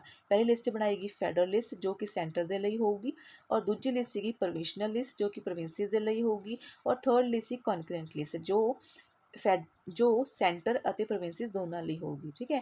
ਔਰ ਜਿਹੜੀਆਂ ਬਚੀਆਂ ਕੁਚੀਆਂ ਪਾਵਰਸ ਹੈ, ਇਹਨਾਂ ਲਿਸਟਾਂ ਤੋਂ ਇਲਾਵਾ ਜਿਹੜੀਆਂ ਪਾਵਰਸ ਬਚੀਆਂ ਹੋਈਆਂ ਉਹ ਜਾਣਗੀਆਂ ਜੀ ਵਾਇਸਰਾਏ ਦੇ ਕੋਲ। ਔਰ ਇਹਦੇ ਉੱਪਰ ਵੀ UPSC ਨੇ ਪ੍ਰੀਵੀਅਸ ਈਅਰ ਦੇ ਵਿੱਚ ਕੁਐਸਚਨਸ ਪੁੱਛੇ ਹੈ, ਜਿਹੜਾ ਰੈਜ਼ੀਡਰੀ ਪਾਵਰ ਸੀਗੀਆਂ ਉਹ ਕਿਹਦੇ ਹੱਥਾਂ ਵਿੱਚ ਦਿੱਤੀਆਂ ਗਈਆਂ ਸੀ 1935 ਦੇ ਐਕਟ ਦੇ ਵਿੱਚ। ਔਰ ਇਸ ਸਿਸਟਮ ਦੇ ਵਿੱਚ ਇਸ ਐਕਟ ਦੇ ਵਿੱਚ ਅਬੋਲਿਸ਼ ਕੀਤੀ ਗਈ ਸੀ ਡਾਇਆਰਕੀ ਨੂੰ ਅਬੋਲਿਸ਼ ਕੀਤਾ ਗਿਆ ਸੀ ਇਸ ਗਵਰਨਮੈਂਟ ਆਫ ਇੰਡੀਆ ਐਕਟ 1935 ਦੇ ਵਿੱਚ। ਕਿਹੜੀ ਡਾਇਆਰਕੀ, ਜਿਹਦੀ ਅਸੀਂ ਗੱਲ ਕੀਤੀ ਹੈ ਕਿ ਜਿੰਨੇ ਵੀ ਸਬਜੈਕਟ ਸੀ ਉਹ ਸੈਂਟਰ ਅਤੇ ਪ੍ਰੋਵਿੰਸਿਸ ਵਿੱਚ ਵੰਡੇ ਗਏ ਸੀ, ਔਰ ਪ੍ਰੋਵਿੰਸਿਸ ਜਿਹੜੇ ਆਪਣੇ ਕੋਲ ਸਬਜੈਕਟ ਸੀ ਉਹਨਾਂ ਨੂੰ ਟਰਾਂਸਫਰ ਅਤੇ ਰਿਜ਼ਰਵ ਵਿੱਚ ਵੰਡਿਆ ਗਿਆ ਸੀ। ਜਿਹੜਾ ਇਹ ਸਿਸਟਮ ਸੀ ਡਾਇਆਰਕੀ ਦਾ, ਇਹਨੂੰ ਖਤਮ ਕੀਤਾ ਗਿਆ ਪ੍ਰੋਵਿੰਸਿਸ ਦੇ ਵਿੱਚ, ਠੀਕ ਹੈ। ਤਾਂ ਉਹਨਾਂ ਦੇ ਵਿੱਚ ਅਟੋਨਮੀ ਲੈ ਕੇ ਆਂਦੀ, ਉਹਨਾਂ ਨੂੰ ਫਰੀਡਮ ਪ੍ਰੋਵਾਈਡ ਕੀਤੀ, ਜਦੋਂ ਕਿ ਜਿਹੜਾ ਇਹ ਸਿਸਟਮ ਹੈ ਡਾਇਆਰਕੀ ਦਾ, ਇਹ ਲੈ ਕੇ ਆਂਦਾ ਗਿਆ ਸੈਂਟਰ ਦੇ ਵਿੱਚ। ਹੁਣ ਜਿਹੜੇ ਸੈਂਟਰ ਦੇ ਸਬਜੈਕਟਸ ਆ ਉਹਨਾਂ ਨੂੰ ਡਿਵਾਈਡ ਕਰਤਾ into transfer and reserved subjects. ਉਸ ਤੋਂ ਬਾਅਦ ਜਿਹੜਾ ਬਾਈਕੈਮਰਲਿਜ਼ਮ ਪਿਛਲੀ ਐਕਟ ਵਿੱਚ ਅਸੀਂ ਦੇਖਿਆ ਸੀ ਕਿ ਇੰਟਰੋਡਿਊਸ ਕੀਤਾ ਗਿਆ ਸੀ ਇਨ ਦਾ ਸੈਂਟਰ, ਉਸ ਬਾਈਕੈਮਰਲਿਜ਼ਮ ਨੂੰ ਲੈ ਕੇ ਆਂਦਾ ਗਿਆ ਇਨ ਦਾ ਪ੍ਰੋਵਿੰਸਿਸ। ਔਰ 6 ਆਊਟ ਆਫ 11 ਪ੍ਰੋਵਿੰਸਿਸ ਦੇ ਵਿੱਚ 2 ਹਾਊਸਿਸ ਹੈ ਜਿਹੜੇ ਉਹ ਬਣਾਏ ਗਏ। ਕਿਸਦੇ ਹਾਊਸਿਸ, ਲੈਜਿਸਲੇਚਰ ਦੇ 2 ਹਾਊਸਿਸ ਬਣਾਏ ਗਏ, ਠੀਕ ਹੈ। ਉਸ ਤੋਂ ਬਾਅਦ ਜਿਹੜਾ ਕਮਿਊਨਲ ਰਿਪਰੈਜ਼ੈਂਟੇਸ਼ਨ ਦਾ ਪ੍ਰਿੰਸੀਪਲ ਸੀ ਉਹਨੂੰ ਹੋਰ ਐਕਸਟੈਂਡ ਕੀਤਾ ਗਿਆ। ਪਹਿਲਾਂ ਅਸੀਂ ਦੇਖਿਆ ਕਿ ਪਹਿਲਾਂ ਜਿਹੜਾ ਸੈਪਰੇਟ ਇਲੈਕਟੋਰੇਟ ਸੀ ਉਹ ਮੁਸਲਿਮ ਦਿੱਤੇ ਗਏ ਸੀ। ਉਸ ਤੋਂ ਬਾਅਦ ਅਸੀਂ ਪਿਛਲੇ ਐਕਟ ਵਿੱਚ ਦੇਖਿਆ 1919 ਦੇ ਵਿੱਚ ਕਿ ਸਿੱਖਸ ਨੂੰ, ਕ੍ਰਿਸਚਨਸ ਨੂੰ, ਠੀਕ ਹੈ, ਐਂਗਲੋ ਇੰਡੀਅਨਸ ਨੂੰ, ਯੂਰਪੀਅਨਸ ਨੂੰ ਇਹ ਜਿਹੜੇ ਸੈਪਰੇਟ ਇਲੈਕਟੋਰੇਟ ਉਹ ਪ੍ਰੋਵਾਈਡ ਕੀਤਾ ਗਿਆ ਸੀ। ਇਸ 1935 ਦੇ ਐਕਟ ਦੇ ਵਿੱਚ ਜਿਹੜਾ ਸੈਪਰੇਟ ਇਲੈਕਟੋਰੇਟ ਹੈ ਉਹ ਵਿਮੈਨ ਨੂੰ, SC ST ਨੂੰ ਔਰ ਲੇਬਰ ਕਲਾਸ ਨੂੰ ਪ੍ਰੋਵਾਈਡ ਕੀਤਾ ਗਿਆ। ਨਾਲ ਦੀ ਨਾਲ ਜਿਹੜੀ ਕਾਉਂਸਲ ਆਫ ਇੰਡੀਆ ਬਣਾਈ ਸੀ 1858 ਦੇ ਐਕਟ ਦੇ ਵਿੱਚ ਸੈਕਰੇਟਰੀ ਆਫ ਸਟੇਟ ਨੂੰ ਐਗਜ਼ਿਸਟ ਕਰਨ ਦੇ ਲਈ, ਉਹ ਵੀ ਕੀ ਕੀਤੀ ਗਈ, ਖਤਮ ਕੀਤੀ ਗਈ। ਔਰ ਸੈਕਰੇਟਰੀ ਆਫ ਸਟੇਟ ਨੂੰ ਸਿਰਫ ਇੱਕ ਐਡਵਾਈਜ਼ਰੀ ਬੋਡੀ ਹੈ ਜਿਹੜੀ ਉਹ ਪ੍ਰੋਵਾਈਡ ਕੀਤੀ ਗਈ। ਔਰ ਇਸ ਐਕਟ ਦੇ ਵਿੱਚ ਰਾਈਟ ਟੂ ਵੋਟ ਵੀ ਦਿੱਤਾ ਗਿਆ ਟੂ 10% ਆਫ ਦਾ ਪਾਪੂਲੇਸ਼ਨ। ਉਸ ਟਾਈਮ ਉੱਤੇ ਜਿੰਨੀ ਵੀ ਟੋਟਲ ਪਾਪੂਲੇਸ਼ਨ ਸੀ ਉਹਦਾ ਜਿਹੜਾ 10% ਪਾਪੂਲੇਸ਼ਨ ਸੀ ਉਹਨੂੰ ਦਿੱਤਾ ਗਿਆ ਜੀ ਰਾਈਟ ਟੂ ਵੋਟ ਪਾਉਣ ਦਾ ਅਧਿਕਾਰ। ਉਸ ਤੋਂ ਬਾਅਦ ਰਿਜ਼ਰਵ ਬੈਂਕ ਆਫ ਇੰਡੀਆ ਨੂੰ ਐਸਟੈਬਲਿਸ਼ ਕੀਤਾ ਗਿਆ। Then federal public service commission ਦੇ ਨਾਲ ਪ੍ਰੋਵਿੰਸਿਸ ਦੇ ਵਿੱਚ ਹੀ ਪਬਲਿਕ ਸਰਵਿਸ ਕਮਿਸ਼ਨ ਖੋਲ੍ਹਣ ਦੀ ਗੱਲ ਕੀਤੀ ਗਈ, and joint public service commission ਦੀ ਗੱਲ ਕੀਤੀ ਗਈ। ਨਾਲ ਦੀ ਨਾਲ ਫੈਡਰਲ ਕੋਰਟ ਹੈ ਜਿਹੜੀ ਉਹਨੂੰ ਐਸਟੈਬਲਿਸ਼ ਕੀਤਾ ਗਿਆ 1937 ਦੇ ਵਿੱਚ। ਗੱਲ ਕਰਦੇ ਹਾਂ ਇੰਡੀਅਨ ਇੰਡੀਪੈਂਡੈਂਸ ਐਕਟ 1947 ਦੀ।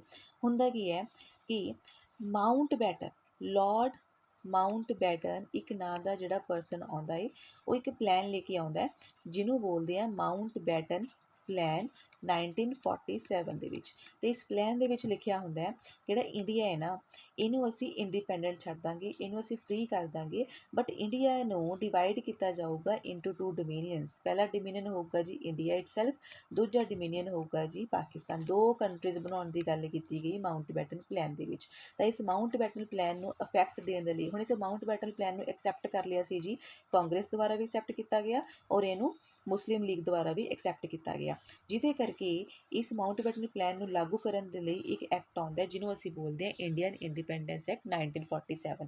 ਜਿਹਦੀਆਂ ਪ੍ਰੋਵੀਜ਼ਨਸ ਕੀ ਹੈ, ਇਹਦੇ ਵਿੱਚ ਲਿਖਿਆ ਗਿਆ ਸੀ ਜਿਹੜਾ ਬ੍ਰਿਟਿਸ਼ ਰੂਲ ਹੈ ਉਹ ਖਤਮ ਹੋ ਜਾਊਗਾ ਤੇ ਇੰਡੀਆ ਇੱਕ ਇੰਡੀਪੈਂਡੈਂਟ ਅਤੇ ਸੋਵਰਨ ਕੰਟਰੀ ਬਣਾ ਦਿੱਤਾ ਜਾਊਗਾ। ਨਾਲ ਦੀ ਨਾਲ ਇੰਡੀਆ ਨੂੰ ਡਿਵਾਈਡ ਕੀਤਾ ਜਾਊਗਾ ਇਨਟੂ 2। ਪਹਿਲੀ ਕੰਟਰੀ ਹੋਊਗੀ ਜੀ ਇੰਡੀਆ ਔਰ ਦੂਜੀ ਕੰਟਰੀ ਹੋਊਗੀ ਜੀ ਪਾਕਿਸਤਾਨ। ਜਿਹੜਾ ਵਾਇਸਰਾਏ ਦਾ ਆਫਿਸ ਹੈ ਉਹ ਵੀ ਖਤਮ ਕੀਤਾ ਗਿਆ, ਹੁਣ ਸਿਰਫ ਗਵਰਨਰ ਜਨਰਲਸ ਜਿਹੜੀ ਉਹ ਐਕਟ ਕਰਨਗੇ। ਨਾਲ ਦੀ ਨਾਲ ਦੋਨੋਂ ਡੋਮੀਨੀਅਨਸ ਦੇ ਵਿੱਚ ਕੌਂਸਟੀਟਿਊਂਟ ਅਸੈਂਬਲੀਜ਼ ਬਣਾਈਆਂ ਜਾਣਗੀਆਂ ਤੇ ਇਹਨਾਂ ਦੇ ਜਿਹੜੀਆਂ ਆਪਣੀ ਕੌਂਸਟੀਟਿਊਂਟ ਅਸੈਂਬਲੀਜ਼ ਹੈ ਉਹ ਆਪਣਾ ਸੰਵਿਧਾਨ ਹੈ ਜਿਹੜਾ ਉਹ ਲਿਖ ਸਕਦੀਆਂ। ਅਗਰ ਕੋਈ ਕਾਨੂੰਨ ਹੈ ਜਿਹੜਾ ਉਹ ਬ੍ਰਿਟਿਸ਼ਰਸ ਨੇ ਬਣਾਇਆ ਜਾਂ ਬ੍ਰਿਟਿਸ਼ ਪਾਰਲੀਮੈਂਟ ਨੇ ਬਣਾਇਆ ਹੈ, ਉਸ ਕਾਨੂੰਨ ਨੂੰ ਅਗਰ ਉਹਨੇ ਕੰਟੀਨਿਊ ਕਰਨਾ ਤਾਂ ਕੰਟੀਨਿਊ ਕਰ ਸਕਦੀਆਂ, ਅਦਰਵਾਈਜ਼ ਉਹਨਾਂ ਨੂੰ ਰੱਦ ਵੀ ਕੀਤਾ ਜਾ ਸਕਦਾ ਹੈ ਇਹਨਾਂ ਕੰਟਰੀਜ਼ ਦੀ ਕੌਂਸਟੀਟਿਊਂਟ ਅਸੈਂਬਲੀਜ਼ ਦੇ ਦੁਆਰਾ।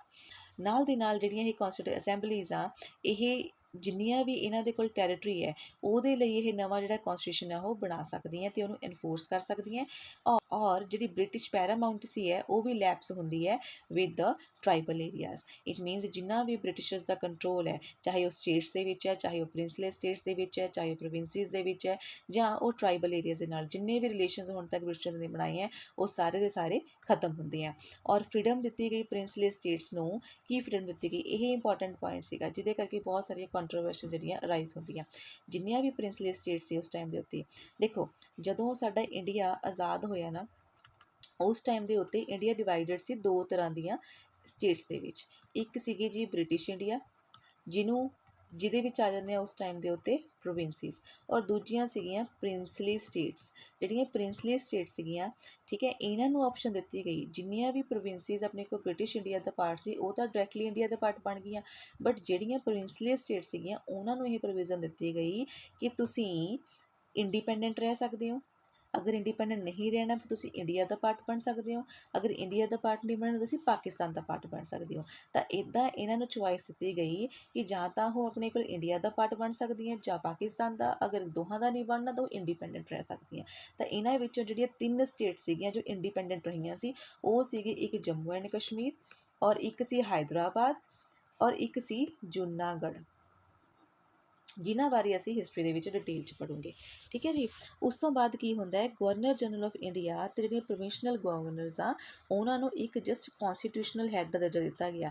ਇਟ ਮੀਨਸ ਜਿਹੜੇ ਗਵਰਨਰ ਜਨਰਲ ਹੈ ਅਤੇ ਜਿਹੜੇ ਗਵਰਨਰਸ ਆ ਪ੍ਰੋਵਿੰਸਿਸ ਦੇ ਉਹ ਕੰਮ ਤਾਂ ਕਰਨਗੇ but on the advice of council of ministers. Council of minister ਦੇ ਕਹਿਣ ਦੇ ਉੱਤੇ ਉਹ ਕੰਮ ਕਰਨਗੇ। ਉਹ ਸਿਰਫ ਇੱਕ ਨੋਮੀਨਲ ਹੈੱਡ ਹੋਣਗੇ, ਉਹਨਾਂ ਕੋਲ ਰੀਅਲ ਪਾਵਰਸ ਨਹੀਂ ਹੋਣਗੀਆਂ। ਇਸ ਕਰਕੇ ਜਦੋਂ ਇਹ ਇੰਡੀਅਨ ਇੰਡੀਪੈਂਡੈਂਸ ਐਕਟ 1947 ਲਾਗੂ ਹੁੰਦਾ ਹੈ, ਦੈਨ ਉਸ ਟਾਈਮ ਦੇ ਉੱਤੇ ਜਿਹੜਾ ਮਾਊਂਟਬੈਟਨ ਹੈ ਉਹ ਬਣਦਾ ਹੈ ਪਹਿਲਾ ਗਵਰਨਰ ਫ੍ਰੀ ਇੰਡੀਆ ਦਾ। ਫ੍ਰੀ ਇੰਡੀਆ ਦਾ ਜੋ ਫਸਟ ਗਵਰਨਰ ਬਣਦਾ ਹੈ ਉਹ ਬਣਦਾ ਹੈ ਜੀ ਮਾਊਂਟਬੈਟਨ। ਔਰ ਜੋ ਸਾਡੇ ਇੰਡੀਆ ਦੇ ਫਸਟ ਪ੍ਰਾਈਮ ਮਿਨਿਸਟਰ ਬਣਦੇ ਹੈ ਉਹ ਬਣਦੇ ਹਨ ਜੀ ਜਵਾਹਰ ਲਾਲ ਨਹਿਰੂ। ਠੀਕ ਹੈ, ਇੱਥੇ ਤੁਸੀਂ ਪਿਕਚਰ 'ਚ ਦੇਖ ਸਕਦੇ ਹੋ ਕਿ ਇੱਕ ਸਵੇਅਰਿੰਗ ਇਨ ਸੈਰੀਮਨੀ ਚੱਲ ਰਹੀ ਹੈ ਜਵਾਹਰ ਲਾਲ ਨਹਿਰੂ ਜੀ ਦੀ, ਜਿਹਦੇ ਵਿੱਚ ਉਹ ਸ਼ਪਥ ਲੈ ਰਹੇ ਹੈ as a prime minister of India. ਔਰ ਜਿਹੜੀ ਕੌਂਸਟੀਟਿਊਂਟ ਅਸੈਂਬਲੀ ਸੀ ਉਹ ਕੀ ਬਣ ਜਾਂਦੀ ਹੈ ਜੀ, ਉਹ ਬਣ ਜਾਂਦੀ ਹੈ ਸਾਡੇ ਦੇਸ਼ ਦਾ ਪਾਰਲੀਮੈਂਟ, ਉਹ ਬਣ ਜਾਏ ਸਾਡੇ ਦੇਸ਼ ਦਾ ਲੈਜਿਸਲੇਚਰ। ਹੁਣ ਅਗਲੀ ਵੀਡੀਓ ਦੇ ਵਿੱਚ ਅਸੀਂ ਡਿਸਕਸ ਕਰੂੰਗੇ ਕਿ ਜਿਹੜੀ ਇਹ ਕੌਂਸਟੀਟਿਊਂਟ ਅਸੈਂਬਲੀ ਹੈ ਇਹ ਕਿੱਦਾਂ ਬਣਾਈ ਗਈ। ਠੀਕ ਹੈ, ਇਹਨੇ ਜਿਹੜਾ ਸਾਡੇ ਅੱਜ ਦਾ ਸੰਵਿਧਾਨ ਹੈ ਉਹਨੂੰ ਕਿੱਦਾਂ ਬਣਾਇਆ।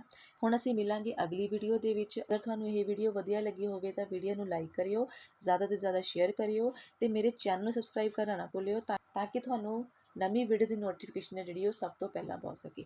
ਠੀਕ ਹੈ ਜੀ, ਹੁਣ ਅਸੀਂ ਮਿਲਾਂਗੇ ਅਗਲੀ ਕਲਾਸ ਦੇ ਵਿੱਚ। ਤਦ ਤੱਕ ਦੇ ਲਈ ਬਾਏ, ਸਤਿ ਸ਼੍ਰੀ ਅਕਾਲ, ਕੀਪ ਲਰਨਿੰਗ।